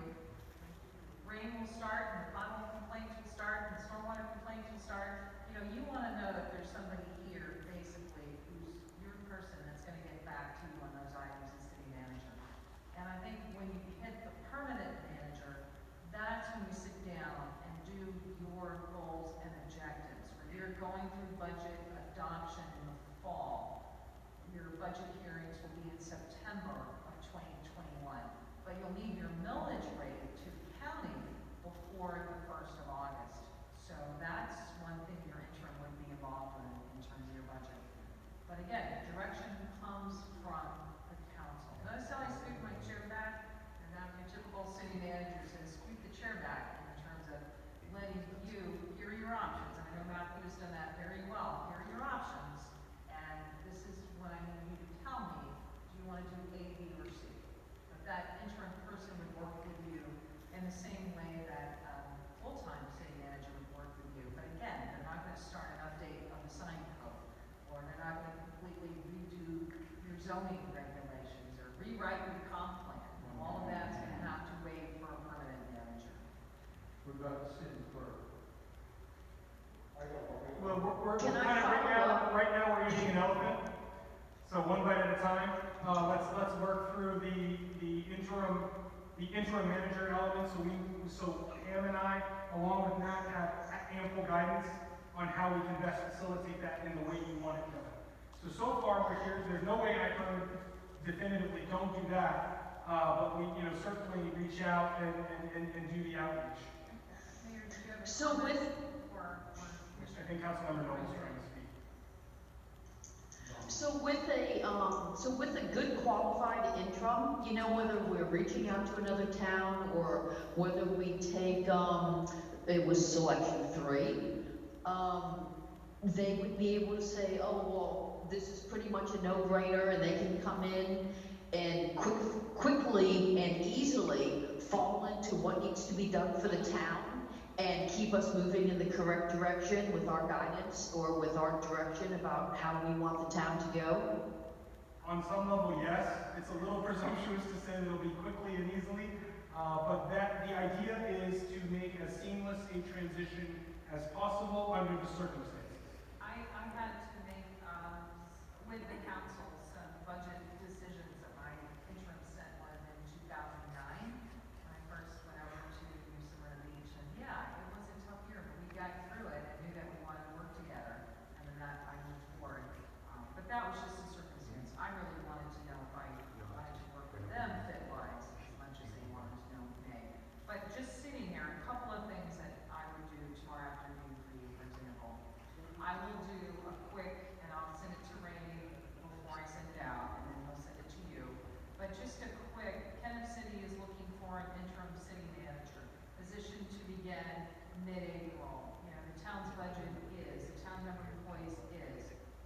If you are interested, please submit a resume to the city attorney. And I want to make sure everything goes through the city attorney by, let's pick a date, March 30th. You know, we'll try for next week. If someone's unemployed or looking for work or recently retired, they're going to have a resume. And I think in terms of connections again, we want to ask, I'll send the same thing to the administrator for the Suncoast League. I know you're all probably, the folks have been on for a while, you've probably been to a number of Suncoast League functions over the years. I think I should send the same thing, I'm not looking for a student, but the USF ICMA chapter, they have a graduate program. My graduate degree is from USF in public administration. A lot of those are senior director types that come through that program. It's not necessarily just, you know, they're students, but a lot of them work for other local governments. They're professionals. Manatee County, they do not, Manatee County, we won't go there yet, but they had just gone through a solicitation process on interims, and I could get their resumes and see if there's anyone in there. Because they're public record. Because they're public record, exactly. All I have to do is call the clerk's office.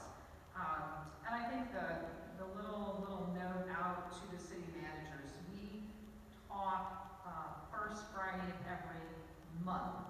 Used to be a lunch, and now it's Zoom. We're on Zoom. But again, asking who's recently retired or how can you assist us. We had one of the city managers reaching out to an administrative services director that had just retired. Who could do everything that we need them to do, particularly budgets and finance over the next 3 months. That person unfortunately was taking out a long vacation. Inconsiderate of it. But that's some of the things we can do over the next couple of days that Rainell will continue doing. You know, we've got the League of Bob. They're aware of it, obviously.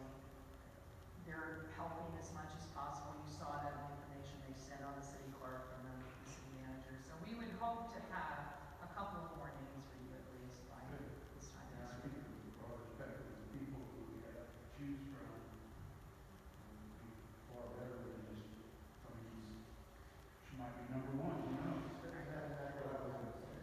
I think you leave your options open because, you know, you might get somebody that fits the description, fits the, you know, and that interim and the running. And that's, for example, ultimately, whenever you identify, yeah, this is the one, which will be done where? Right, in a public meeting. Whenever you pick that person, we're going to have to memorialize some terms for the protection of both parties in the form of an agreement. One of the terms we will decide, and maybe informed by who's occupying the role, is whether or not that interim has the opportunity to submit for the longer term. Because ultimately, you could decide, let's say it is somebody who's on loan or somebody who you just feel like, yes, you're who we want right now, but there's no version of this we want long term. No offense. So you are eligible to be the interim. We will enter into an intermanager agreement with the understanding that you are not eligible to apply, or you are eligible to apply. That's a decision we can make later and not later this conversation with. Is there anything anybody else wants to add on that? Yeah. I need to ask one question. I'm assuming, and I know what happens when they'll assume, that we were comfortable, because I got asked this question by one of the local city managers who was literally putting on the thinking cap for us. We were assuming that you're comfortable paying that person what Matt was making, because they are asking the interim. I think we have a choice. I'm just asking. I don't want to assume, but that was sort of my guess. I believe they would, but I just want to. You do have a choice, but again, And that may be, that could be what we operate from, and if things go otherwise, we can address that in the course of that negotiation. And an interim manager contract, I would say, having done that, it's usually 1.5 pages. It's not complex. It gives you the ability to, that person hasn't worked out. There's usually no severance involved. It's very straightforward. They are required to give you notice if they decide to take another position, honestly, but it's a very straightforward type of contract. So this sounds like a big interim, but I do think that maybe that is a great idea because you can bring the salary a little lower. And not, people are gonna get appraisals, they're gonna get raises, and if you break that down, the city might save some money. Yeah, we definitely hear you on that, and as we get to the ad, we'll keep that in mind. Just for clarification, and so again, I was just saying I wanted to interview, and I think that we should move the process along. I wasn't saying one and done. I just wanted to clarify. Well, and she's interviewing herself, so she may not be available by the time we call her back and say it. I was just saying, I think we should start the process sooner rather than later. And, okay, so you said we'll start the word tomorrow. We'll give till potentially the 30th.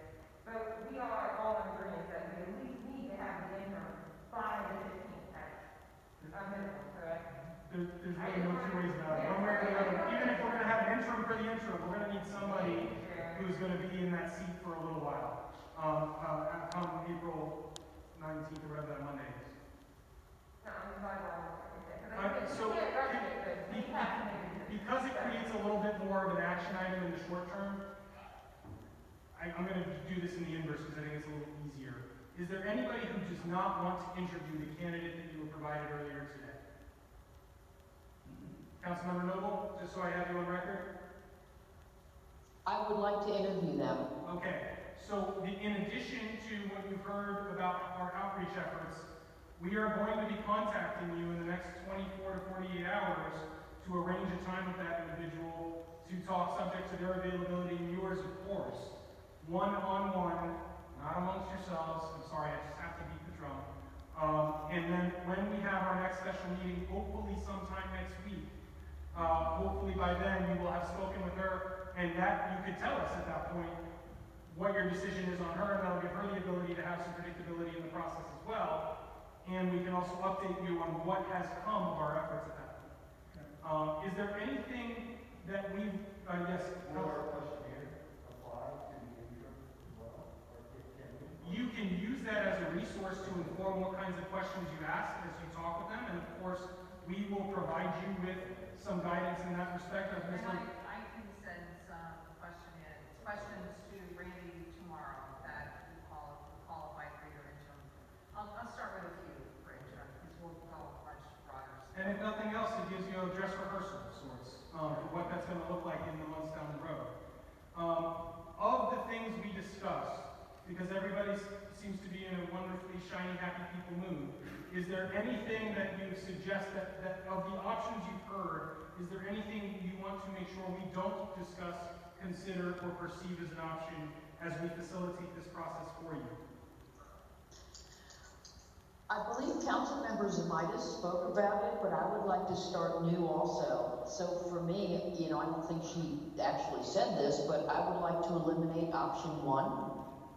So when you say option 1, you mean eliminate the option of extending Matt's term with the town? Is that the option you were referring to? That's correct. Okay. So Councilmember Noble has said, as we go through this process and we consider the big wide world, for her, the option of extending Matt's tenure beyond April 15 is a no-go. Before we have some kind of long, lengthy discussion on this, Matt's in the room with us.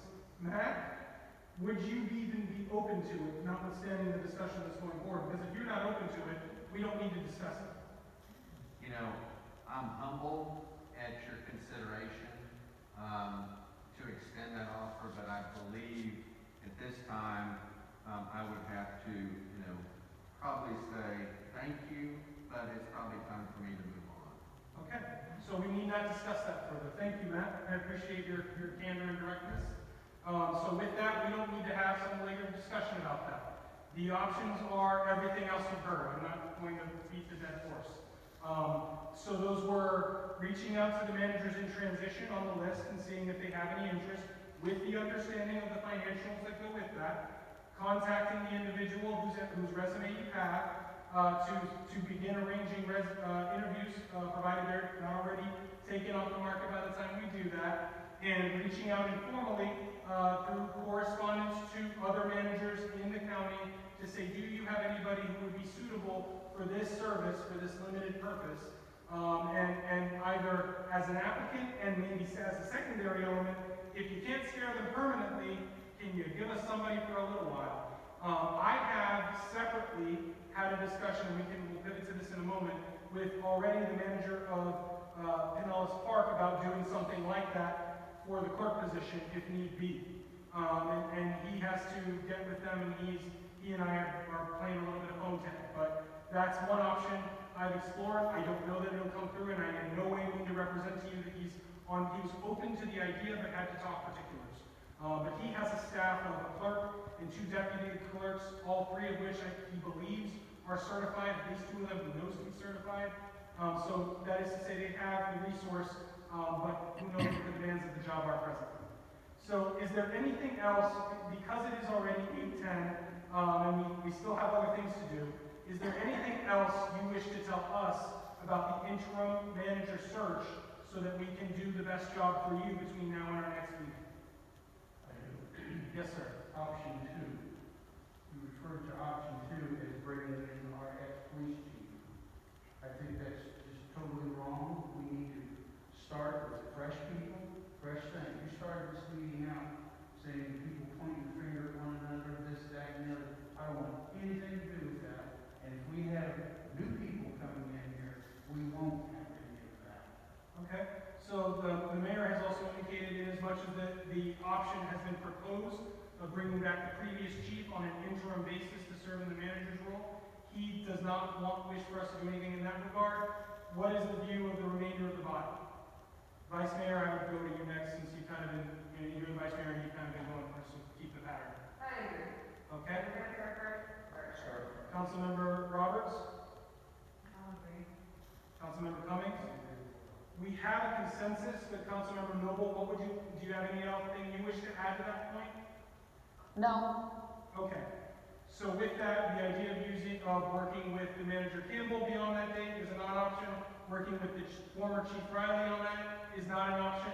That leaves us with the ordinary business affairs of finding somebody new, as you would ordinarily do in recruitment. We are prepared to facilitate that for you. And we will report to you on that process at the next meeting. Is there anything else related to the recruitment of a long-term or interim manager you want us to address before we move on to the next issue? I'm good. Okay, with that, Ms. Brancaccio, you're welcome to stay for the process if you want to hear more about what else we're I doing. want to hear more, but I can hear it for now. Okay.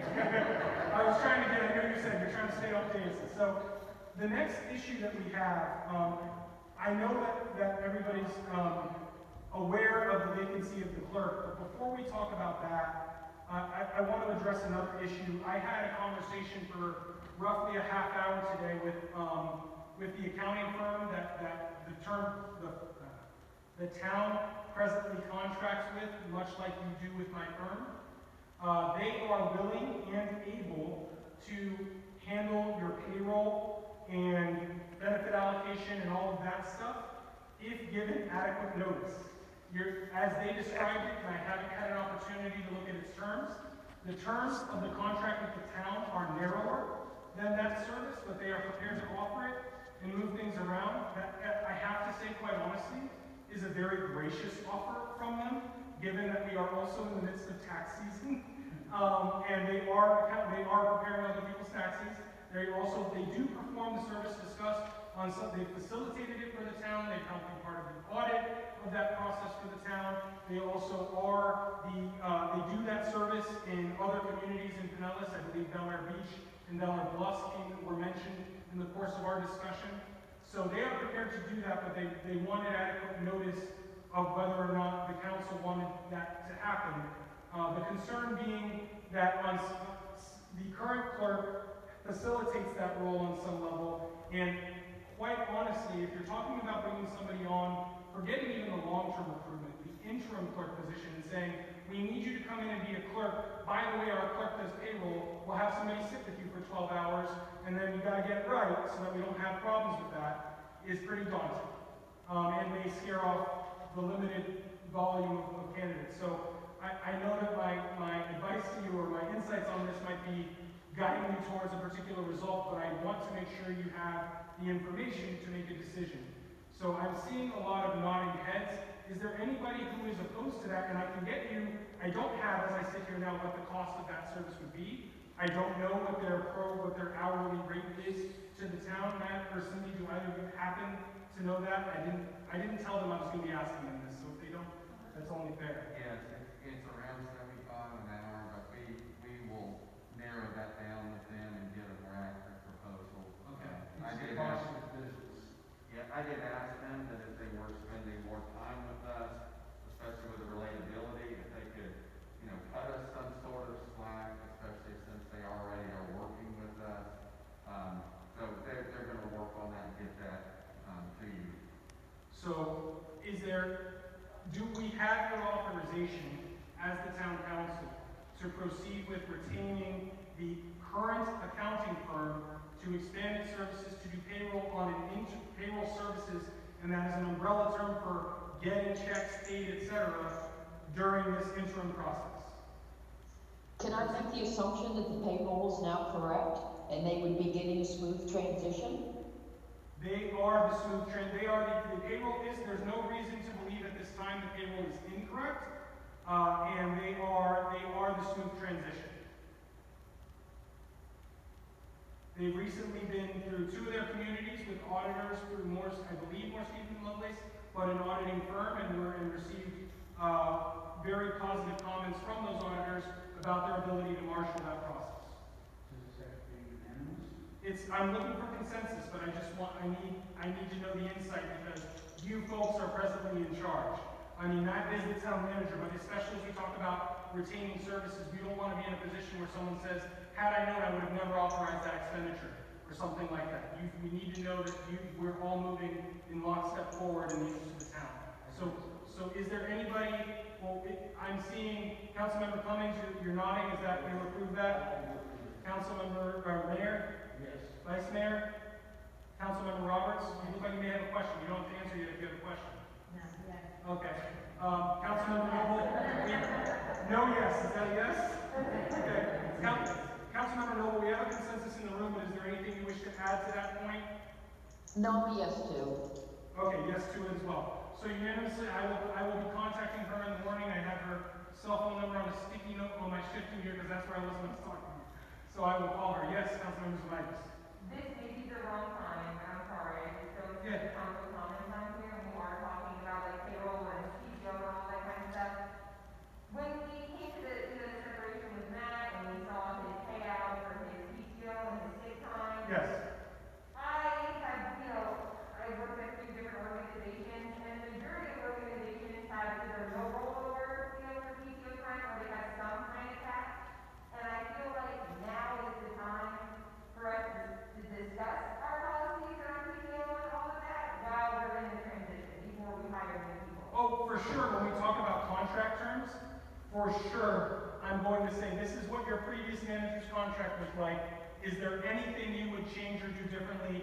And also, your personnel rules as a whole need to be revisited. That's a discussion Matt and I have been having for a while in conjunction with your insurance company. I believe it's your personnel code that's actually embedded in your land code, which is a whole other issue that we're going to have to get it out of there. I didn't do that before we freak out. That wasn't me. I have a feeling it was done some time ago when the council did not have a manager from government, and it was, we need to put it, where do we put it? Let's put it at the end. Well, the end happens to be the land code, so it's kind of weird. But the personnel code is also being revisited in a broader sense. But your point is well taken. And I want to be very, again, you guys are in charge. So if there are things that you did when we negotiate that, and you say, you know what? For example, something I would even look at differently, and I imagine somebody's going to raise it. The last meeting we were discussing it, what does for cause look like? For cause termination for a manager. It was very narrowly defined in Manager Campbell's agreement. I don't know what the industry standard was. I wasn't involved in his negotiations. I I came on shortly after his hire than my partner was. I don't know if that was specifically negotiated that way or what, but I imagine you want to revisit that. And if you do, that's this council's prerogative, and we will do that. I just wanted to let you know that. No, I appreciate it. I had feelings about that subject, and I wanted to, you know. Yeah, no, of course, and of course, like, we're trying to proceed through an organized agenda, but this kind of feedback is helpful for myself and Pam as we go through this to make sure we are meeting your expectations and that you don't get at the other side of this and say, well, I just didn't know when I could say it and it never happened and now I feel like I got steamed. That's why I just wanted to. Yeah. Thank you. So thank you. So, I'm not gonna, beat that dead horse any further. I will contact the accounting firm, in the morning about that. The next thing we have to talk about, there's 3 more things. 2 of them are functionally the same. The town clerk. Your town clerk will be leaving the city come April 7th, is that right, Timmy? Come April 7th. We need to fill that much in the same way. Honestly, there's not a lot for us to do here to talk about because the town clerk recruitment process, though not nearly as long, I don't think, I think we can basically say, does anybody oppose using a form similar to, a format, similar to what was just described, with a few less bells and whistles? We don't need to do tours and come meet us and all that. But a questionnaire that helps you say, here's what your charter says, here's what the industry standards are, here's the salary survey, here's a questionnaire. Tell me what you think is appropriate.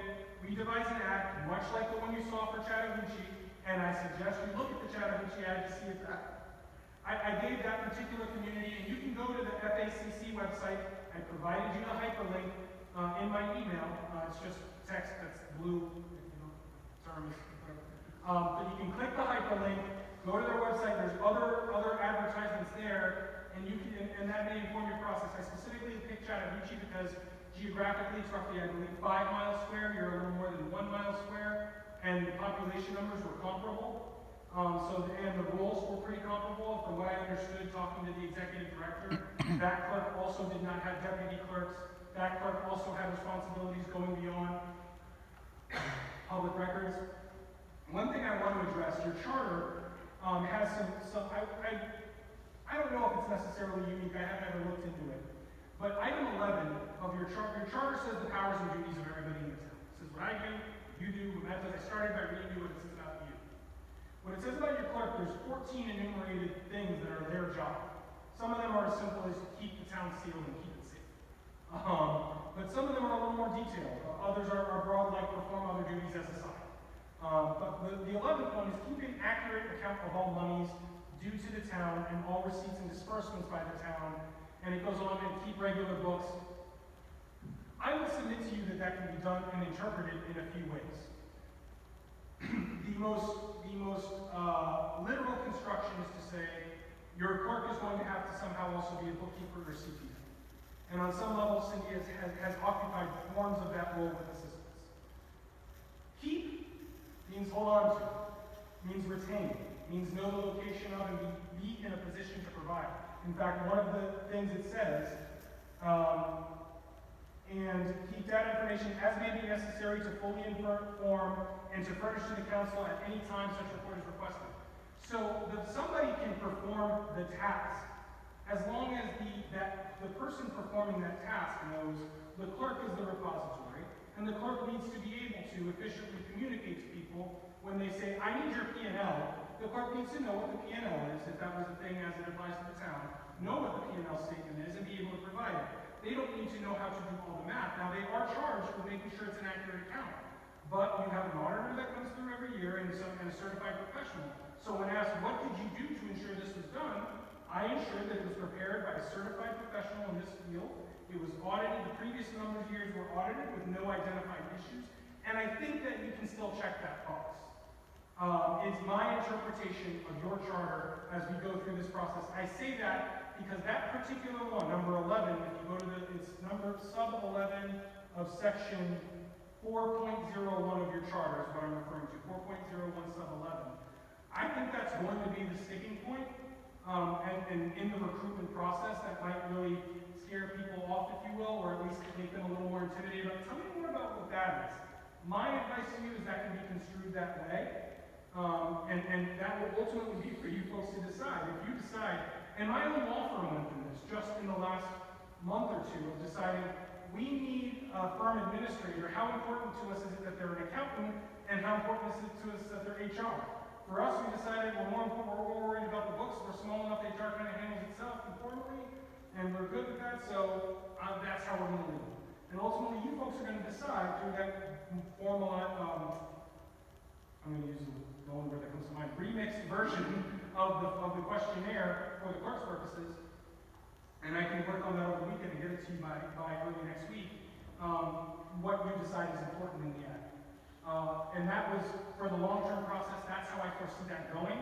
I think once I have the questionnaires back for you, again, it's not going to take us terribly long to produce some kind of copy. We can have that ad out, let's see, if it's March 24th, right now, I don't see why that ad can't be out in less than 30 days, maybe even 21, with proper guidance from you, if we can meet enough to get that marshaled along. You said the clerk had 14 points that they were supposed to, who trains the clerk for those 14 points? The Florida Association of City Clerks offers a number of wonderful education. I mean, there is no one person who trains a clerk, and as the manager aptly noted in his memorandum to you, very few, if not nobody, goes to college and says, I'm here to be a city clerk when I'm done. And there's not really, even through, like, whereas maybe if you don't go to college saying I'm going to be a paralegal, there is SBC that has paralegal programs, and there's not really a Clerk Institute of Florida. Beyond the Florida Association of City Clerks and the Florida Institute of Government, which operates at various campuses, college campuses. You have Tallahassee. I'm doing a lecture with the Tallahassee. My partner just did a lecture for clerks on public records through the Florida Institute of Government in a webinar on Thursday last week. So there's a lot of that. In some cases, clerks learn by being a deputy clerk in another community, and then they come here. As far as who is going to do that for this person, on an interim basis following Cindy's departure, as the manager's memo noted, Ian will still be here of the four. He will be able to say on some level that, like, that's the thing Cindy used to do. Right? So there's a little bit of that. There's a little bit of work that you folks this is one moment where having your own police department is truly beneficial, because your police department has Erica as its clerk, and Erica is fantastically diligent in my experience, and also works very closely with Cindy, in as much as that department interacts directly with Town Hall, and can say, hey, I know that these were some of Cindy's responsibilities, this is how she did it, or this is how, at least for our purposes, this is how Cindy and I delineated responsibilities. And again, once we get closer to having either an interim and certainly a long-term manager, the way we used to do it may not be the way we do it going forward. So there's also a little bit of that. We don't want to fall into, we do it this way because we've done it this way. So that's how that's going to work out. Councilmember Noble, do you have anything to add to the discussion of the recruitment of a long-term clerk? No. Okay. So my understanding from you, and you can do head nods, and I'll note for the record that you did, is do some abridged form of the manager recruitment process to identify a new clerk. Yes. Okay. And we will run an ad with FACC like was stated in my memo and all of those things. Yes. They do not have a senior advisor program, so I want to be clear, it's not that we couldn't get somebody here to tell you about it. They have CAPS, but even CAPS is still a little less cohesive in terms of staffing and who's available to do those sorts of things. So CAPS being the city, it's in the email. So then the next issue on the hit parade is the interim clerk. I've called a few clerks in Pinellas County that I know recently retired. Thus far, no one's bit, but they said, I'll ask around. They didn't know this happened. I also, as I indicated earlier, I've talked to Manager Lewis in Pinellas Park. As I understood it, and I may have misunderstood it, but as I understood it, his clerk is kind of like me in that she is contracted, and then she has people within her department. So it's a bit of it's an ask that he has to make and see. I will, by the time we talk next, we'll have either sent you an email indicating if borrowing someone from there or St. Pete or some other neighboring jurisdiction is an option. And apart from that,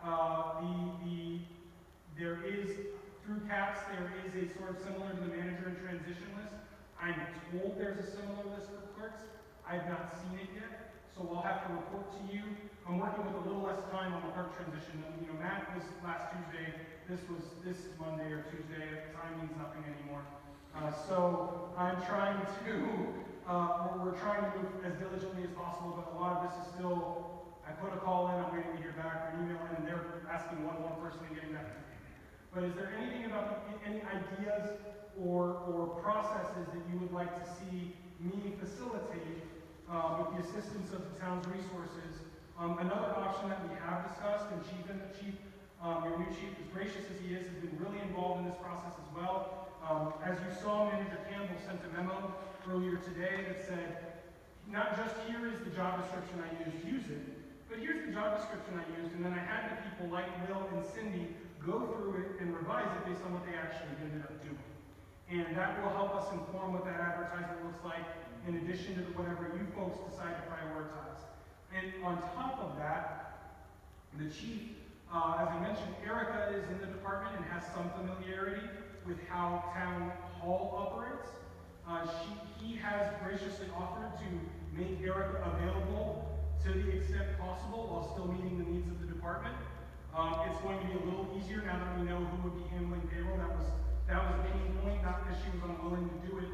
She's done some of that, but you know, obviously it still involves a lot and nobody wants to mess it up. So that is another option. If we find ourselves at June 7th, nobody to do that, we can say, if you have a public records request, for purposes of this time, the custodian of records is Erica direct, and we can redirect public records requests to her, and I will work with her and Ian to make sure we identify responsive records, because as you may recall, through your wonderful training from your handsome city attorney or town attorney, the public records duty is paramount. It is a constitutional and statutory obligation, so we can't tell people, we're not doing public records requests right now, there's a moratorium. We still have to satisfy those. We may be given a little more grace in the amount of time, but we still have to satisfy them. Erica would be strictly a temporary situation. Correct. And that's all I'm talking about right now. We've got to keep those departments separated. Correct. And that's all I'm talking about right now is the interims. We're short on bodies. If we had. Informally. And that is last resort. I'm hoping to be in a position to not have and make any imposition on your police department or put any further elements of the town at an added disadvantage beyond the disadvantage that comes with change and transition. Are there any concerns about what I said before we talk about ideas? Are there any concerns about what I've said so far? I just had a question. Yes, sir. 14. Yes. Finance. Is that like on, is that one of the qualifications to? It is a power and duty of the charter. Your charter is like, to use a corollary for basic civics, your charter is your constitution, your code of ordinances are the laws that flow from it, and the laws can't conflict with the charter, and you can't ignore the charter. You can't say, we're doing 9 of the 10 Bill of Rights, so we're doing all right. All of them apply at all times. And that's why I'm saying, rather than say, we're just going to ignore that, that's not what we want anymore, it's in your charter. I think the spirit of that was to say, much like when you have your own business, and you say, who is my registered agent? When people need things, they need a place to serve me with process, they need a place to know who to ask to inspect my books. I think that's what the drive of that language is. It says keep, it doesn't say perform, it doesn't say execute and calculate. It doesn't say it has to be one of your qualifications. It is a qualification that they keep and retain. It does not say they must also have a CPA or 2 years of MBA education or anything like that. There's nothing like that in there. The only statement about the clerk is it starts, the town manager shall recommend for appointment, subject to the approval of the town council, you, an officer and department head of the town who shall have the title of town clerk. The town clerk shall, and it gives tasks. But there is no and will possess the minimum qualifications. Something some of you have discussed in the past and present is it's very important to me going forward that the clerk be certified. One of the things that was always a point of discussion these past few years was certification status. My understanding in talking with Linda Bridges, who is the executive director of the Florida Association of Cities and County of City Clerks, is that that process can take 3 years, which is why in the fee study you saw some people said like in the process in year 2, or in the process, that's why. It can on average tend to take about 3 years on top of their other duties, but there are certified clerks out there, and if that is a a minimum qualification. In the questionnaire we provide you, certification will be one of the questions. And based on the feedback from the 5 of you, we'll decide what level of prioritization that gives. Or if you say, not certified, but if you've been a deputy clerk for 8 years, the heck do I care about certification? You know how to do the job. Maybe that's what you say, maybe that's not. But that's something that we will make a part of this process. Councilmember Noble, is there anything you want to add to the discussion or concerns about what I said about picking a an interim clerk? Nothing, thank you. Okay, so is there anything anybody wants to add as an idea that has not been broached? I want to make sure we don't do the thing where like, I was going to say it and I didn't know when. As it relates to the recruitment of an interim or long-term clerk, is there anything else that any of you have thought and wanted to make sure I know as I facilitate this for you? Certification, that seems to be a big issue with Cindy. And I don't think if we hire someone that they should not be certified, because how would you get mad at Cindy for not having certification and hire somebody to replace her who's not certified? Okay, and we can talk about, as we get the questionnaires back, I have a feeling that'll be prioritized high. The one thing that I would add as caution to that as an absolute bar is only X number of people are certified. I don't know what that number is, and I can find that out. I think that'll be helpful information for you. If you know that, okay, there's only 75 certified clerks in Florida, and 74 of them are employed right now, maybe that changes how you prioritize it. So I'll find that out for you.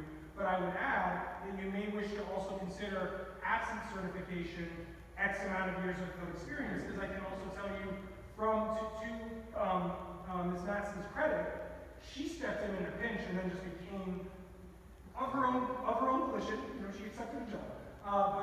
She stepped in a pinch and having been new to this in really unforeseen circumstances, because some people are newer here and this will be a tape even though there's not quite the audience. The way that worked was you had a long-time clerk who I believe was certified. Okay, she was not certified, but she had several years of experience, certainly within the town. That clerk left. Behind her was an assistant of sorts and deputy clerk, Janet Tobias. After Janet was positioned in the position of clerk upon your previous clerk's departure, Cindy was hired to give Janet a Janet of her own, if you will. And then Janet had an unexpected medical event that made her unable to perform the duties, and we looked and said, well, you're here, are you willing and able? And to Cindy's credit, she said, I'll stand up for the town, and I will perform the task, and that's how she's here. So she didn't come through an interview process where we talked about all this stuff. Again, and I don't think I said this explicitly at the start of the meeting, but I know I said it to some of you privately. The cool thing about this moment, as tumultuous as it's going to be and frustrating, and the big imposition on your time compared to the normal council commitment, is you folks get to define what your town looks like going forward. You're not going to be in the position of saying, well, we're working with the previous manager, or Matt hired people, and if I was in charge, I would have never picked them. You're in charge. There will be no disclaiming what happens going forward, so there's some pressure with that, but it's a tremendous opportunity to put your mark on this community and say, this is the direction I think this town needs to go in collectively, and maybe it's 3-2, maybe it's 4-1, but you're going to get to really cement your vision and not just say, had I been in charge and had the opportunity, you have the opportunity, and this will be part of that. Yes? Quick question. So you mentioned before, the state of Florida, having non-certified clerks, they all can be employed. Sure. But, with the town manager search, we're going to do a national search. Can we do the same thing for clerks? Since I would say we all agree that we probably want someone certified, but can we open up the search to do that? We can open, we will advertise, I think FACC search is broad to its membership, and some of those people may be to the wind in other states. Okay. There's no reason why you can't get a clerk from another state. In fact, I believe Seminole recently hired somebody from out of state who's adjusting to learning things. The one caveat I would give on that. Yes, exactly, in Florida particularly. And by way of example, and I know it's getting late, so thank you for indulging me. In the state of Texas, there was a news event 4 or 5 years ago where a young man was leaving bombs around Austin, Texas. Ultimately, they found that man, they pursued him in a vehicle chase, and he blew himself up while being pursued. Trust me, this is relevant.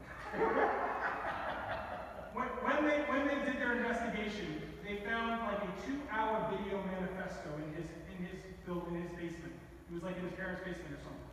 And the sheriff of that town said, as long as I am on this earth, his name will never be said and no one will ever see that video. In the state of Florida, you could never do that. You could never do that. Once the investigation was closed, CNN is going to make a request for the video, and it's on the evening news. Troubling story, and that's why there's a Florida man. That's why, and it's very jarring to people. And it's not just, as I've talked with all of you, Florida Public Records Law isn't just for your taxpayers and residents. Somebody from Washington can email us tomorrow and say, I would like to see, if you have an org chart, I'd like to see your org chart and your payroll for the last 2 quarters. I'm doing a survey, I'm a doctoral student. Okay, here you go, no questions asked. So that is the challenge, and sometimes startles people from out of state. So that would be the only concern I have, or something I would tell you to be concerned about in the interview process. What is your teachability, learnability? Have you ever been in a situation where you had to learn a new set of regulations? How did that go for you? So I don't think that it has to be an absolute bar, but it's a little different because management, they got the attorney to tell them you can't do, I know you used to have zoning hearings that way, you can't do it anymore here, and then they just move on. Or if it's a little different. Absolutely. So, certified is great, ultimately you want everybody to be certified, but sometimes people go into roles and they have really good experience. And so you don't want to rule out having the experience, because you might find a really good person that has experience. Isn't there a wording that you could put, like certified, or Or you so much experience. Yeah. No, I just wanted to mention that to everyone. Certification per firm and not required. Exactly. And again, once we have that questionnaire, I just know how we feel as a body. yeah, and this body, again, it's not really a mystery. This has been discussed in public meetings over years at this point. I'm sorry. Oh, don't worry. Trust me, when I ask questions. I've never thought I've always thought you very quiet. Councilmember Noble, do you have anything else you wish to add to the discussion of the recruitment of a clerk? At this point, I think we're pretty much concluding the conversation. Yeah, I do not, thank you. Okay, the last item I have to ask you. I know this was a point of consternation at the last meeting. The meeting location and time, I played out a little bit tonight. We need to talk, before we talk about when you are all available next. The last couple of meetings have been held here, purely as a function of COVID. Purely as a function of COVID, because quite honestly, especially given the timeline we're operating on, we don't know what turnout's going to look like. And I advised the town that they did not want to be in the position of either terminating a town manager or hiring a town manager and have a segment of the community say, I was at the door, I was turned away or had to wait until one person left before I was allowed in to make my piece, but then I didn't hear all the conversation. And so to accommodate the biggest number in the most efficient manner, because this is like 0.15 miles from the other location, it's been held here. There's no reason we have to do that going forward, certainly seeing the turnout at the beginning of the meeting tonight, not now, but even at the beginning of the meeting tonight. But I don't want to be the one making that decision, nor does your staff. It puts everybody in an uncomfortable position. The pastor and his parish have been tremendously gracious to us, but I wanted to see if you're comfortable moving forward with the special meetings we do have, having them back, resuming having those meetings at town hall. I think we should go back to our own house and conduct our business in our own home, and we have plenty of room for Fran and Paul. I think we can make it work for them, and even sheep too. Okay, that resolves one thing. And if, because you folks are here, I've pledged to be here at least once a week going forward, but I don't live here. I live on the other end of the county. So I don't always have my ear to the ground. If you know, hey, this meeting is going to be it, let us know. Whether it's me, the interim anything, let us know so we can do it. I've been, and I will tell you from this side of the table, it may be very obvious to you folks sometimes when that's going to happen, and to us it's shocking. In one community, it was that they were changing who gets a parking decal, room got filled. Something about manatee regulations, we had people in t-shirts and kids coming and saying, I've been in that water my whole life, all 5 years of it. You just never, but then you pass a $3 million budget and you're just going to get and so, you just never know. So if you have that sense, please let us, whoever us is at that time, know so we can make the proper accommodations. But going forward, we will assume, unless instructed otherwise, that we're over there. With that, the timeline that Ms. Moncacho rolled out for you contemplated a meeting next week. I think it would be very prudent to have a meeting next week. One, if we can coordinate on all the interview times with that candidate in the next few days, and you all have an opportunity to talk, maybe that informs, okay, we do or don't want them, notwithstanding what else is out there. Also, by then, hopefully, I will have a questionnaire together for the clerk position, and I can just email that to you, and if you feel 48 hours, depending on when I send it, maybe that's enough time to get that part going. Of course, all of this wants to move as quickly as possible. That said, what does the schedule look like next week? I'm wide open next week. So Wednesday works now? When you and I spoke, you said Wednesday night. No, That is, Wednesday the 7th, April the 7th. I'm talking about, let me make sure, I'm talking about the 31st. I'm open. Wednesday, March 31st, you're open? Fran, is that true? No? Pardon? But in the evening, we're talking about a 6:30 p.m. meeting. Okay, is there anybody, your executive assistant's fantastic. Is there anybody at this dais who would not be available for a meeting on Wednesday at 6:30 next week? And I don't mean doesn't want to come, because I get that, it's been a lot. But is there anybody who just cannot come? And I don't think there's any reason why next week will go as long as this week, candidly. We're eating an elephant, like I said, there's a lot to do. And as I told you at the outset, what you folks do at this dais is going to look very different than anything you've seen done in my 7 years here as your town attorney. Quite honestly, I'm coming up on 7 years in the summer, and you folks are going to be making a lot more official decisions in short order. So we have next week at 6:30, please plan for it, town clerk, and the team will begin noticing and advertising that. It doesn't have to be on paper, there's no second reading of the ordinance, but getting it on the bulletin board, the website, and all that stuff. Excuse me, I don't like to talk to you this much despite my nature. Is there anything any of you wish to add to this discussion or had something that you thought we would discuss some night, but somehow in the course of 2.5 hours have failed to do? Councilmember Roberts? No. Councilmember Zemitis? Just a quick question. Yes. A shocking development. So are we responsible for reaching out to the candidate on our own to accommodate? No, we will coordinate, we being myself and Pam will facilitate that process. Okay, you just said hopefully we can do it right. I just meant some of your calendars, right? Councilmember Cummings? We have that questionnaire back by next week. Yes, so I will give you an email, the instructions on bringing it back. I just wanna make sure there's not an issue with you emailing it to me in advance. I don't think there is, I can't perceive why there would be, but I wanna look at one thing in the law. So I will instruct to you, via email what to do with the questionnaires you already have. Does everybody have that email, know what I'm referring to when I say the questionnaire? It's the one that has like 9 attachments, one of them is the questionnaire. Councilmember Noble, anything else you wish to add that was not discussed this evening? Nothing, thank you. Manager Campbell? No, we're good. Madam Clerk? Folks, I want to thank you for your time and patience. Like I said before, we will try to make it as smooth as possible. All I ask in this process is that if things are not working as you anticipated, or you're finding something to be a frustration in the process, please let me know. Believe it or not, this is not what I do day in, day out ordinarily, and I want to make sure that you folks feel supported and informed. My biggest concern in this process is that we finally find the end of it, and somebody says, that's not what I thought at all. You're not your candidate being picked, but I thought I was going to get to do X, and I never got to do it. Or Randy basically told us this is how it's going to be. I don't want to do that unless it's a legal issue. And I'm not trying to go beyond, one, my malpractice insurance, but two, my job here. I have a very narrow job also involved in the code. I'm not your town manager de facto, I'm not your clerk de facto, and I don't intend to occupy those roles at all. In fact, I might charge you like a factor of 20 if you start making me do it.